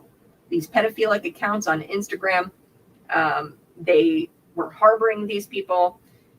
They did nothing to take these people down. There's these emojis that these pedophiles are using. It's kind of code, such as an image of a map. So there's an emoji of a map out there. They use the map, and that's shorthand for minor attracted person to indicate you're a pedophile who might be in need of a cheese pizza emoji, i.e. child pornography, because cheese pizza, that's CP, those initials are the same as CP, child pornography. So they're using code words on Instagram.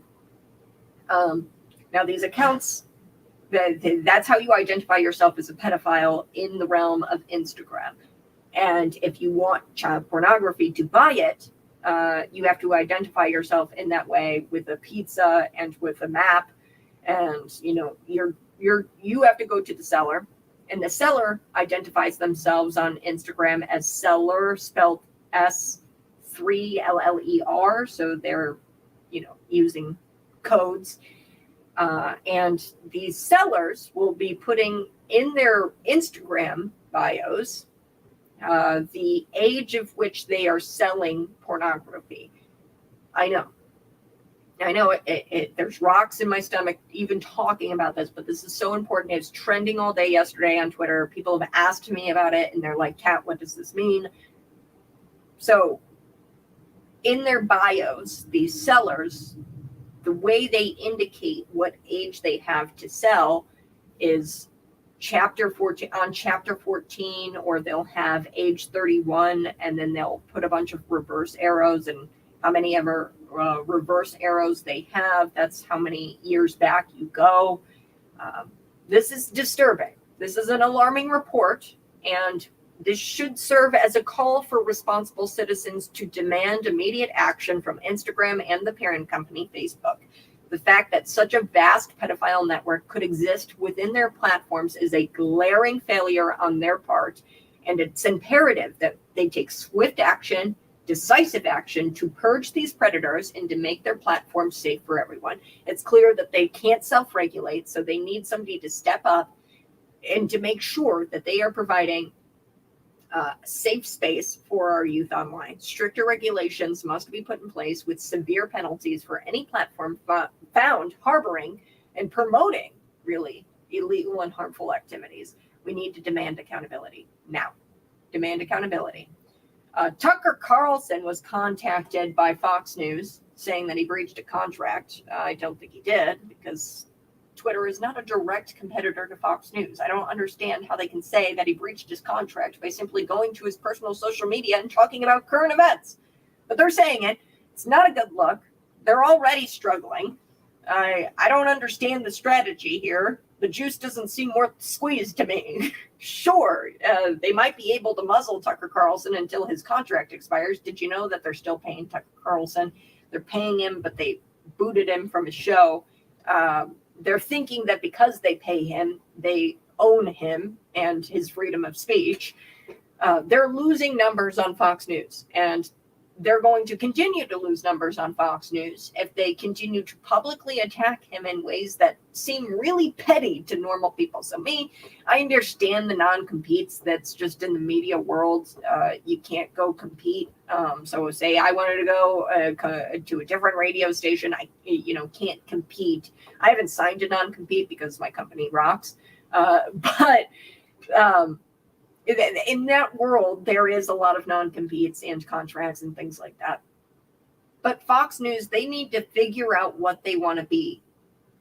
They aren't going to regain viewers with these legal battles against Tucker Carlson. If you want to go and you want to be the new CNN diet or the CNN light, go for it. See how it works.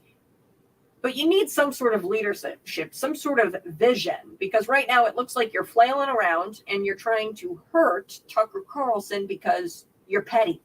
309-451-9299. I got to take a break. We're going to come back. Did you hear that Bud Light is no longer the #1 beer? Yeah. Take a bow, America. You did it. Because of your dedication, they are officially broke. All right, I'll be back.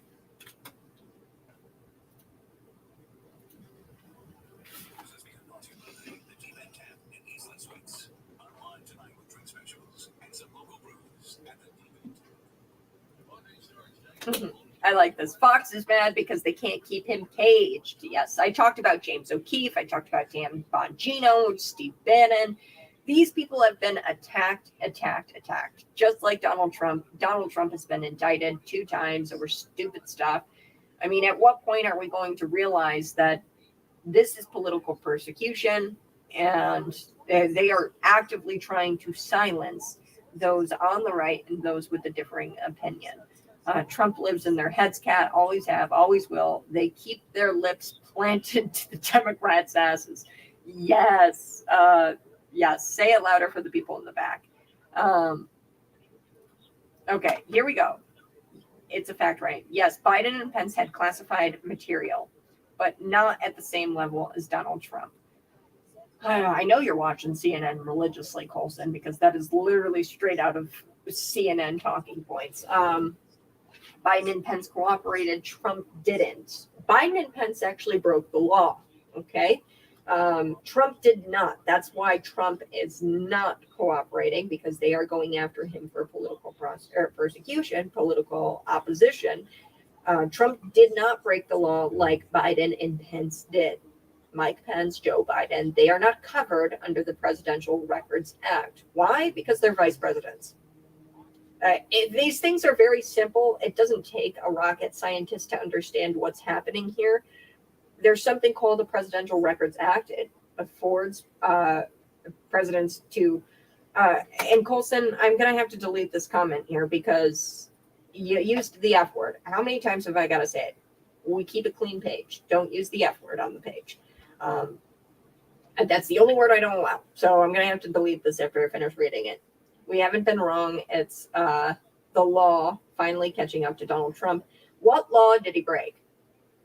Seriously, what law did he break? Show me the law and I'll show you the Presidential Records Act. I mean, I don't know how hard this is to understand. I really don't. We even paid for the president to be able to keep classified documents. Bill Clinton kept classified documents as a president, and this was ruled on, I think back like in the 90s. A federal judge rightfully ruled that the president can take any kind of documents he wants, classified, declassified, it doesn't matter. He didn't go through the classification process. It doesn't matter under the Presidential Records Act. It clearly states that. And a federal judge has ruled on this. We have the precedent. So I don't know how these DAs are going to be able to indict him when they have precedent like this. So, oh, wait, they can because we live in hierarchy. It's not hypocrisy, folks. It's hierarchy. They can do whatever they want, just like the state of Illinois can do whatever they want when it comes to these unconstitutional laws. They cook up laws that are blatantly against the law, and then they break the law, then they change the law. So it's a classic case of break the law, change the law. He will never understand, Kat. I know. I'm gonna have to pull up if I pull up the Presidential Records Act and read it verbatim. It's languagey and it's very jargony and it's kind of hard to understand. And I get it, Colson. If you read at a third grade level, you won't be able to understand it. It's probably the public school that you went to. It's no fault of your own. The public school you went to probably rotted your brain out to where you can't understand the Presidential Records Act. But I will look it up and I will read it verbatim for you. We are going to be talking about a few other things today. I'm going to check my news real quick.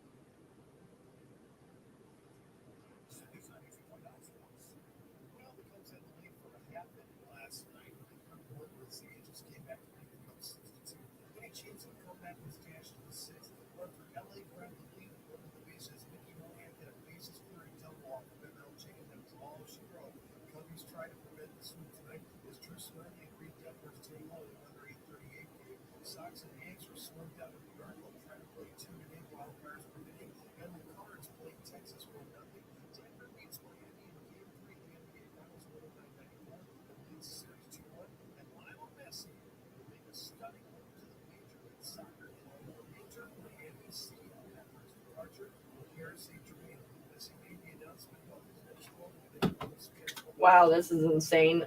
Folks, if you're listening to the live stream, I'm looking at some video footage right now of the smoke all over the sky in DC.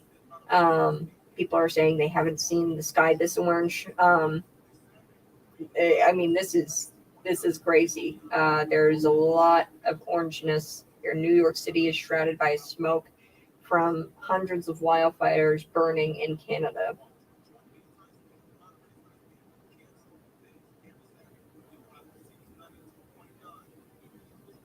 For weeks, the FBI has acted above the law and stonewalled elected leaders in Congress, arrogantly claiming that it has the right to hide the document with serious allegations against Joe Biden. James Comer said he would hold Chris Wray in contempt and made it clear he wasn't bluffing. Tonight, the FBI agreed to let Comer's committee review the document.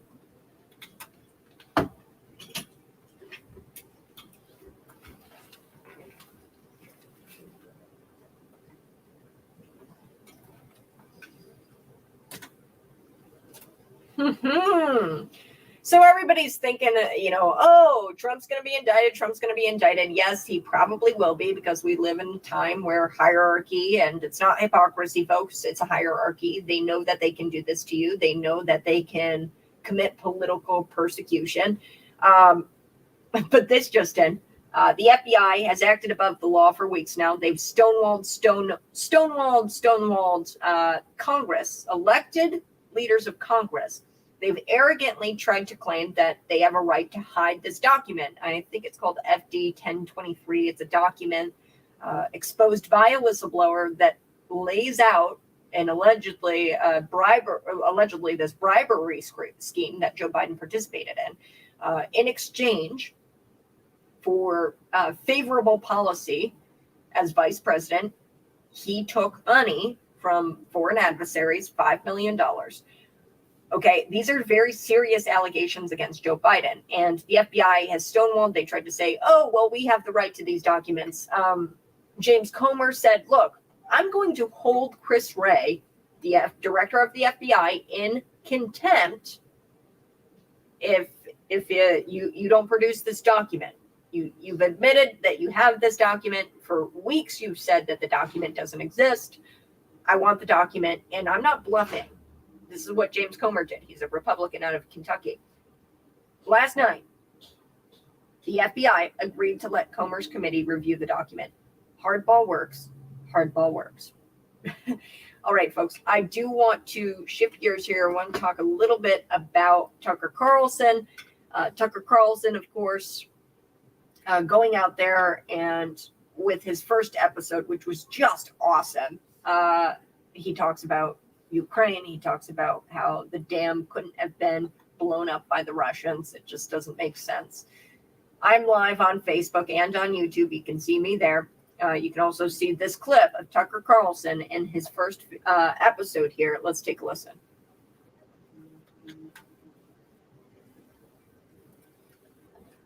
Southern Ukraine. The rushing wall of water wiped out entire villages, destroyed a critical hydropower plant, and as of tonight, puts the largest nuclear reactor in Europe in danger of melting down. So if this was intentional, it was not a military tactic, it was an act of terrorism.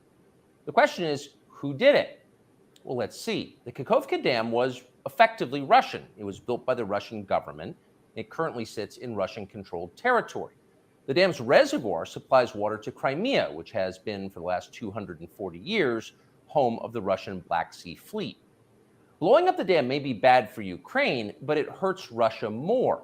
And for precisely that reason, the Ukrainian government has considered destroying it. In December, the Washington Post quoted a Ukrainian general saying his men had fired American-made rockets at the dam's floodgate as a test strike. So really, once the facts start coming in, it becomes much less of a mystery what might have happened to the dam. Any fair person would conclude that the Ukrainians probably blew it up. There you have it, okay? Now they are so peeved off that he went out there and he did his Tucker on Twitter episode. They sent a letter and they said, hey, you're in breach of your contract. And of course, Tucker Carlson's lawyers, Brian Friedman, he said this to Axios in a statement, quote, Fox defends its very existence on freedom of speech grounds. Now they want to take Tucker Carlson's right to speak freely away from him because he took to his personal social media to share his thoughts on current events. Yeah. And this is important to remember. Fox News, they are continuing to pay Tucker Carlson. They think because they are continuing to pay Tucker Carlson through a contract that they were entered into, that they own him. Okay. And Tucker Carlson is not in a space where he's in direct competition with Fox News. Twitter is not a direct competitor of Fox News, meaning that posting onto the platform would not breach his contract's terms. This is what the lawyers are saying. And here's my overall take on this. Fox News, what the heck is going on? The juice doesn't seem worth the squeeze to me. Sure, you might be able to muzzle Tucker Carlson while you're paying him, or extract money out of him, because that's what, at the end of the day, that's what this letter really seems to be upset about, is that they're paying him and they want a piece of the money that he's getting to probably do these Tucker on Twitter videos. And they want a piece of the pie. But what you're going to wind up doing, Fox News, if you continue to publicly attack him, you're alienating an already diminished audience. People have left your platform because you don't carry Tucker Carlson tonight anymore. You're losing numbers. And then you're going to lose even more numbers. You're going to drive people away from Fox News because what you're doing seems petty to people. And look, if you want to do CNN Diet, if you want to be that, go ahead. Be CNN Diet. See how it works out for you. Be CNN Light. They need leadership. They need vision. Because right now it looks like the network is flailing around and they're just going around trying to point fingers at Tucker Carlson for all of their failures. Take a bow, America. You did it. You did it. Because of this dedication that you've got, Bud Light has now officially gone broke. More broke than any other company in America.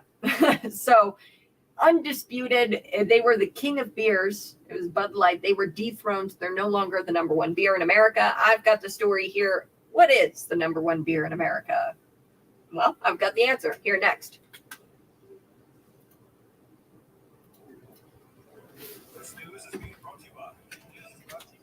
Thanks so much for tuning in to the live stream, folks. If you're watching right now, smash that like button. I can see you're watching. You better smash that like button. We are going to be talking a little bit about Bud Light. Then also I want to talk about the state of Illinois, the $90,000 that your state lawmakers will be getting. There's a couple of other things that I wanted to bring up today. This just in, Cuba to host Chinese spy base to eavesdrop on the United States. Beijing will pay Havana several $1 billion for this facility. So that's exactly what's going on, folks. Cuba is hosting a China owns everyone. China owns everyone, and China is spying on the United States. And currently, we've got Beijing paying Havana, Cuba, several $1 billion for a facility where they're going to spy on the United States, the Chinese. New York currently just covered in this smoke from these hundreds of wildfires that are happening in Canada. One thing that I want to talk about here today, Mike Pence complains that Joe Biden has been too slow in providing military assistance to Ukraine. What? That's insanity to me. Mike Pence complains about Joe Biden being too slow to provide military. This guy is bloodthirsty. Quote, they promised 33 Abrams tanks back in January. They're still waiting on them. We're waiting on F-16s to be transferred from somewhere. So this is Mike Pence complaining about how it's slow. The military is slow to provide resources to Ukraine. We shouldn't be in Ukraine. We should be talking about peace. Pence would, if he were to be president, which is not going to happen, if Pence were to be president in 2024, he would throw us into this war and we would never get out. War is a racket. They are trying to make money. Okay? I've explained it before. You send tanks over to Ukraine, these Abrams tanks. The company that makes them, I don't know, let's just say Raytheon, right? The company that makes them is grateful that you chose them to buy the tanks, and they send the tanks over. Then Raytheon, then in turn, donates to Democrats' campaigns, donates to their coffers, so that way the Democrats continue this war effort and continue to buy tanks. That's what's going on here, folks. War is a racket. President Donald Trump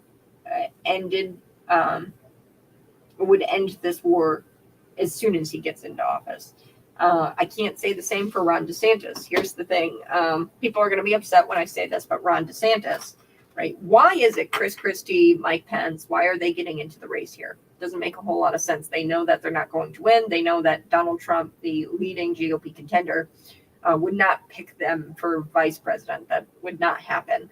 But what could happen is if Ron DeSantis were to get in, which is unlikely, then Ron DeSantis would pick them as their VP, either Mike Pence or Chris Christie. this goes to show you what kind of if the fact that they even think that they have a chance to be Ron DeSantis's VP should tell you everything you need to know about Ron DeSantis, okay? And that's all I'm going to say. Okay. We've got that. We've covered Mike Pence. James Comer says that the FBI caved, agreed to let the Oversight Committee review the Biden bribery scheme.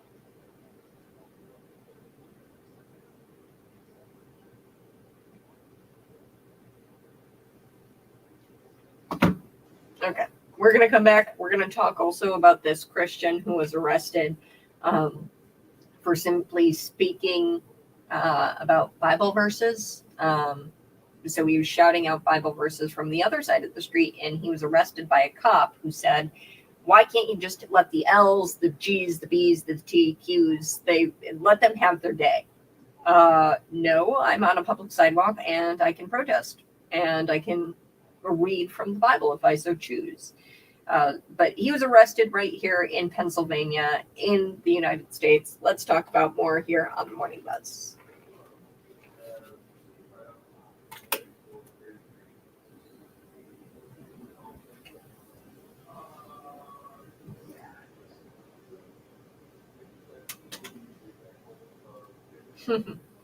Take a bow, America. You did it. Your dedication. Now Bud Light is no longer the number one beer in America. It's been replaced by Modelo, a Mexican beer. Such indignity. 309-451-9299. Text me. Let me know where you're listening from. So the now disgraced vice president of marketing, Alyssa, right? She went from shattering the glass ceiling here of being a woman to shattering the glass ceiling for being the first woman executive to mess up the brand so badly. The VP of Bud Light, she hated customers of Bud Light so much.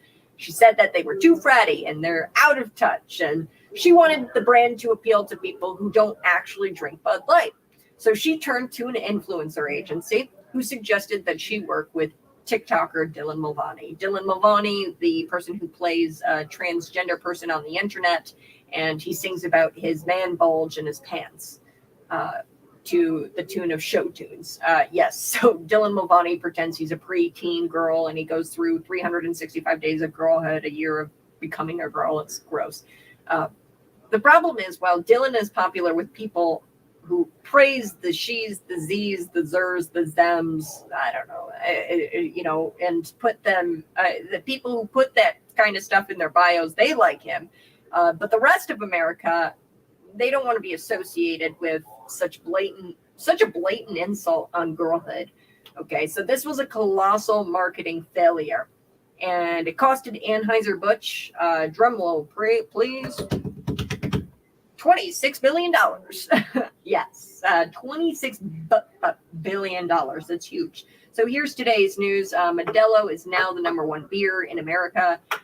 Its U.S. distributor said that data shows they got sales in it. They've topped 333 million just in the past 4 weeks, ending May 28th. So that's up 15.6%. That's a rise from this same time period last year. You compare that to Bud Light's $297 million that they've got. That's actually a 22% fall from their sales this time last year. So Modelo's number one. However, I do want to bring this up. It's important that I tell you about this. Modelo is actually owned in the United States by Constellation Brands. So yeah, it's not owned by Anheuser-Busch, but then it also is owned by Anheuser-Busch. Outside of the United States, it is owned by Anheuser-Busch. Modelo is. So it's more of a moral victory, but hey, it's still cool, right? Plus, I do need to tell you about this Constellation Brands. It turns out that they also sell the same woke pandering to the left that every corporation does in America. So it's not like a legit win, but it kind of is. So, yay! Bud Light no longer the number one beer. Now, I do want to shift gears. I do want to play this. McLean County Fair, just around the corner here, folks. I know. You're like, wait a second, Kat. It's June. Yeah, it's around the corner. I can't believe it. Mike Swartz, I sat down with him and we talked about the McLean County Fair. Love the fair. I can already smell the corn dogs and the cotton candy and the lemon shake-ups. I'm obsessed with the lemon shake-ups. Here we go. Let's take a listen.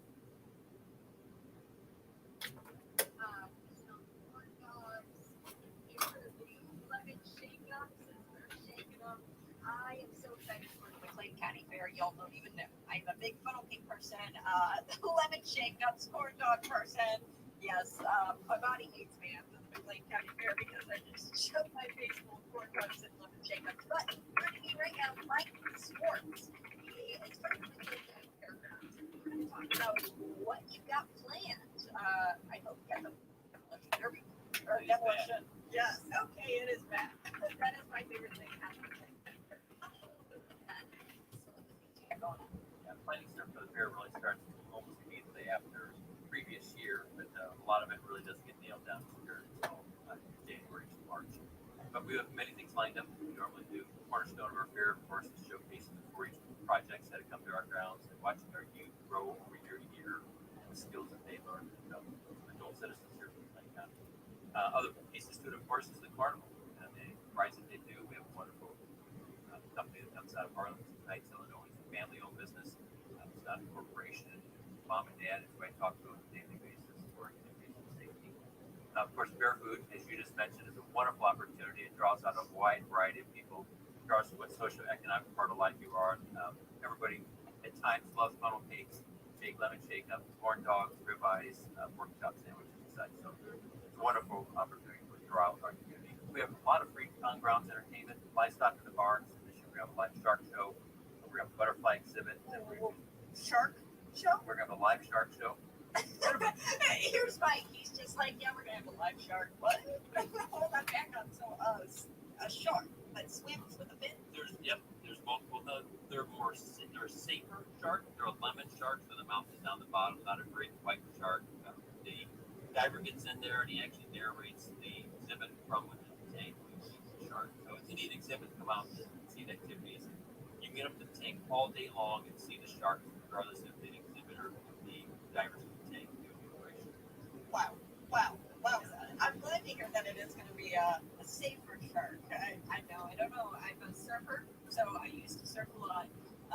But I will never forget my close encounter with the shark. And actually, he didn't do anything great. It was just me swimming, and he was swimming. So this would be kind of cool to get face to face with the shark. I like it better than he's in a tank. So I'm sure I'm gonna like that. The diver can go swimming, it's fine. Not me. It's a great education because we're not around here in the United States. You don't see sharks. Unless you go swimming, you go to the site, you go to Florida or some of the California, around the coast, you might be 10 up to what's in the water. The other piece, of course, is the greatest entertainment. Friday night, our big Bud Music Festival, Lake County Fair, the benefits and Styles Foundation, provide scholarships to local students going to the trades or to college. Wednesday night is our big smoke spectacle. We have a local pickup truck pull-off. The Saturday night, of course, is the most popular demolition derby that's coming back again. So actually, I was just informed that we actually did a couple cars that we could sell for $400. Somebody just wants to try and not prep the car at all. The company that we're working with who's promoting this event, putting it on, says they have additional cars available. If they're interested, call up the McLean County Fair office or actually go to our website, www.mcleancountyfair.org, and people potentially buy a car for $400 and then buy it in helmet drive. Oh man, that would be something else. For $400 in the demolition derby, and just I sit there and I'm enjoying it, just watching it. To be in the car, I don't know, that's a whole different ballgame. But if I had someone with me, that would be. I think they want us to do it with drivers. This is not a buddy system. Not a buddy system. You're like, oh man, I'm just a terrible driver. It's like demolition every day for me out there. No, I'm just kidding. So one thing that I did also want to ask about the team fairgrounds, the 4-H programs, and things like that. Is it something that our website wanted, or is that all through the 4-H program? How do I get my kid kind of involved to show sheep? That was one thing I remember last year when we were there. That and the sports. It was only one day. Yeah, it was like, wow, there's a gust of wind. But I remember this little girl, she was showing the sheep, and I was like, I wonder how parents can get their kids involved in this. The sports program is run in university, right? That's office here, Park. And you participate in this year, the parents and you register for the early registration costs. It really is for students or different veterans who participate in meetings. Of course, there's all sorts of activities besides livestock, sheep, goats, beef cattle, pigs, chickens, rabbits, dogs, cattle, watching, anywhere from gardening, clothing, entomology, rock music, a whole host of activities, technology, some a lot of programs that run that for me.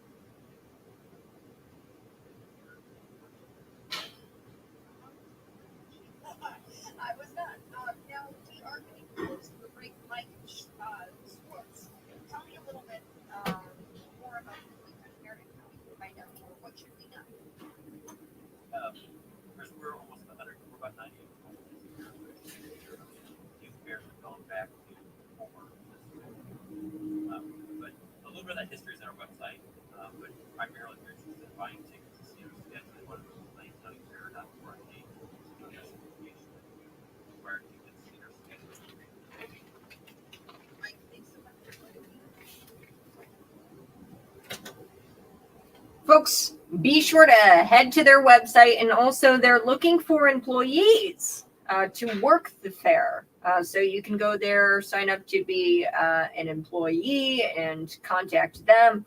Go to the McLeanCountyFair.org, and you can find out how you can get involved and become an employee. There's really no age limit on it except 16, I think, to like 60, right? It's a if you want to work, there is a chance for you at the McLeanCountyFair.org.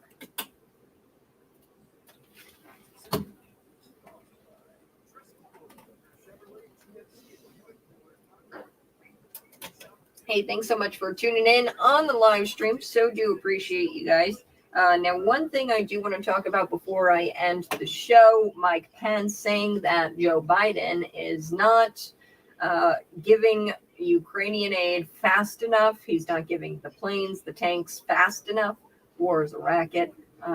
Mike Pence, why is Mike Pence even in this race? Is he trying to be VP for somebody, i.e. Ron DeSantis? Would Ron DeSantis pick Mike Pence as the VP? Also, lots of smoke, orange smoke happening here in New York City, also in Washington, D.C. That's all the news right now. One thing that I want to end on is the Christian who was arrested for simply shouting out some Bible verses. And this cop said, look, you need to let them have their day. The L's, the G's, the B's, the T's, the Q's. You need to have them on your. You need to let them have their day, their gay pride day. I like this. Yep, Daryl. You could paint FJB on your car. Yeah, if I was in the demolition derby. That's kind of scary to be by yourself, though. I don't know. I might do it. $400 is not too bad to go and be demolished in a car. That's pretty fun. McLean County Fair is always fun. Like I said, we're going to talk about that Christian. I also want to get to this. Illinoisans, I don't know if we're going to have time for this. Illinoisans, y'all should be outraged. Politicians, they're paying themselves $90,000 a year to work part-time. Now, in this $50 billion budget that they're trying to pass here and that JB has to look at, excuse me. Yeah, there's this pay raise. And this comes after there was a 17% pay raise already. There was a 17% pay raise. Now they're looking at a 5.5% pay raise. So back in January of this year, they gave themselves a raise, bumped it up to $85,000. Now they're bumping it up to $90,000. And that's to work part-time in Springfield. Most citizens don't know what's going on, but you should be outraged, okay? Because they're getting $90,000 a year to participate in corruption. I mean, I've talked about it before. Republicans, Democrats in Illinois, all of them, they're all corrupt. There might be, I can probably name 5 who are not corrupt in the state of Illinois. That is the Freedom Caucus. 5 to 7. Otherwise, the rest of them are crap. So Governor J.B. Pritzker didn't seem like he was too proud of the pay raise either when he was questioned on it. But he gave, of course, a politician response, and he goes, well, because minimum wage is rising in Illinois. The people who serve these people should also earn more. Okay. And then he, does the weak, feckless thing, and he says, my own view is that the General Assembly has to make decisions about this themselves. I look at the entire budget, and he says that there's things in the budget that he doesn't like. Doesn't love, but look, JB, man, have a backbone, be a leader. We should not be passing pay raises at this time. We are in a recession, and I mean, we're paying them. Like, this isn't money that grows on trees, okay? And that's the thing, JB, and everybody will try to have you believe this $250 million allocated to early childhood care. That's not real. It's not like it's growing on trees. It's coming from you. We're going to be talking about Illinois corruption again. So we will do that here in about 30 seconds. And then I want to talk about that Christian.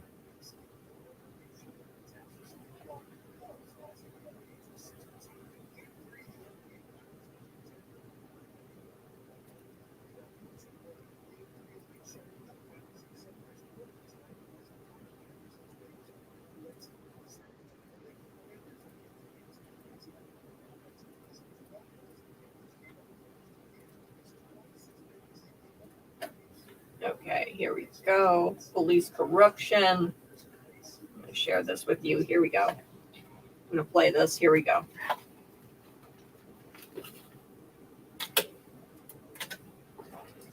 Police corruption. A Christian has been arrested in Pennsylvania. Yes, this happened in the United States of America. Good morning. This is the Morning Buzz, 8:53 a.m. here. It's a Thursday morning. It's Friday Eve. Smile a little. Okay. It was fun talking with Mike Swartz from the McLean County Fair. Now, I do want to talk about this Christian getting arrested in Pennsylvania, because it's important. So let's talk about it. I'm going to play this clip. You can see him getting arrested on the YouTube Live, Facebook Live. Here we go. It was a wonderful providence of God. I was driving with my family down the road, and we passed this. Met some faithful brothers over here that are standing. I came out and got to preach for about 12 minutes before a cop got in my face, laid hands on me, and threatened to arrest me if I didn't stop. Of course, I don't have my GoPro camera with me because I wasn't coming out, had no idea this was happening. I just happened to drive by it. But these cops over here, these guys are tyrants. That man threatened me, laid hands on me. But by the grace of God, I could preach for about 10 minutes or so, like I said, before he did that. So the gospel went out. The law went out. The gospel went out. God's going to do work with it. He's apparently a professing Christian, too. That's the horrible thing about this. Looks like some more men just showed up to support us. This cop's going to give him a hard time.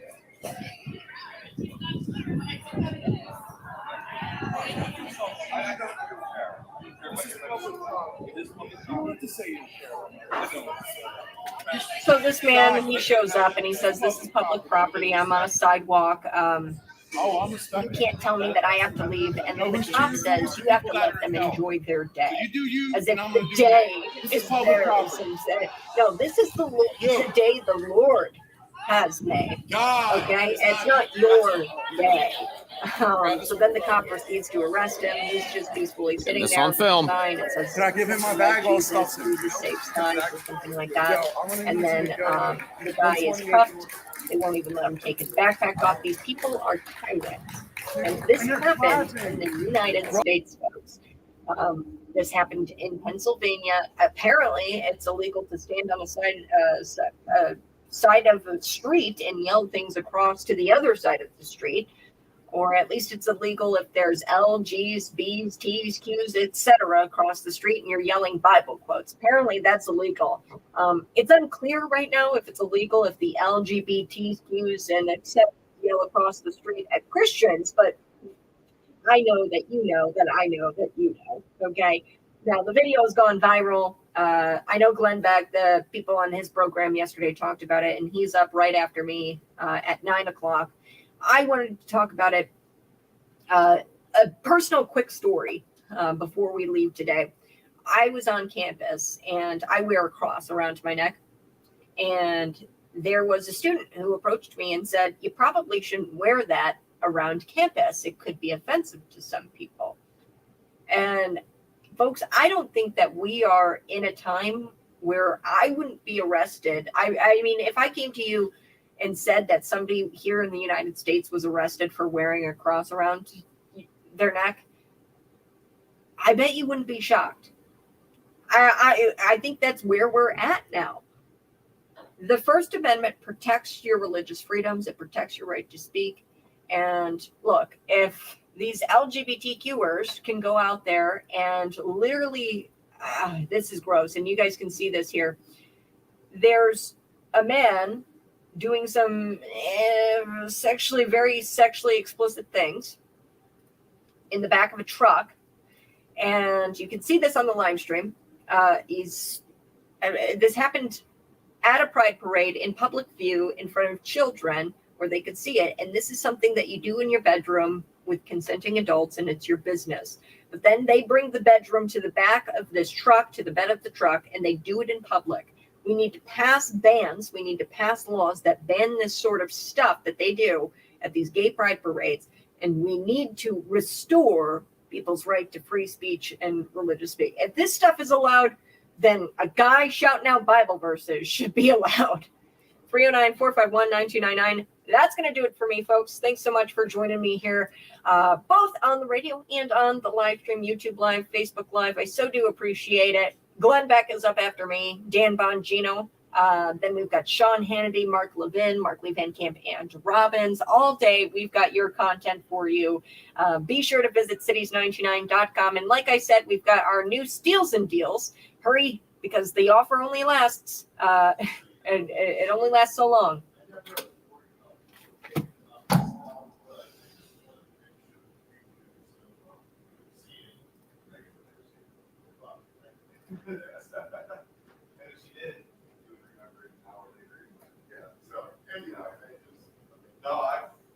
I'm surprised we ever got any of that money. Like, we never had a dime, but we always went to the agency and we were send Wahlburger orders twice a year.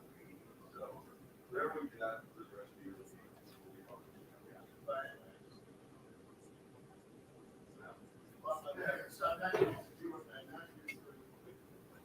Not happy.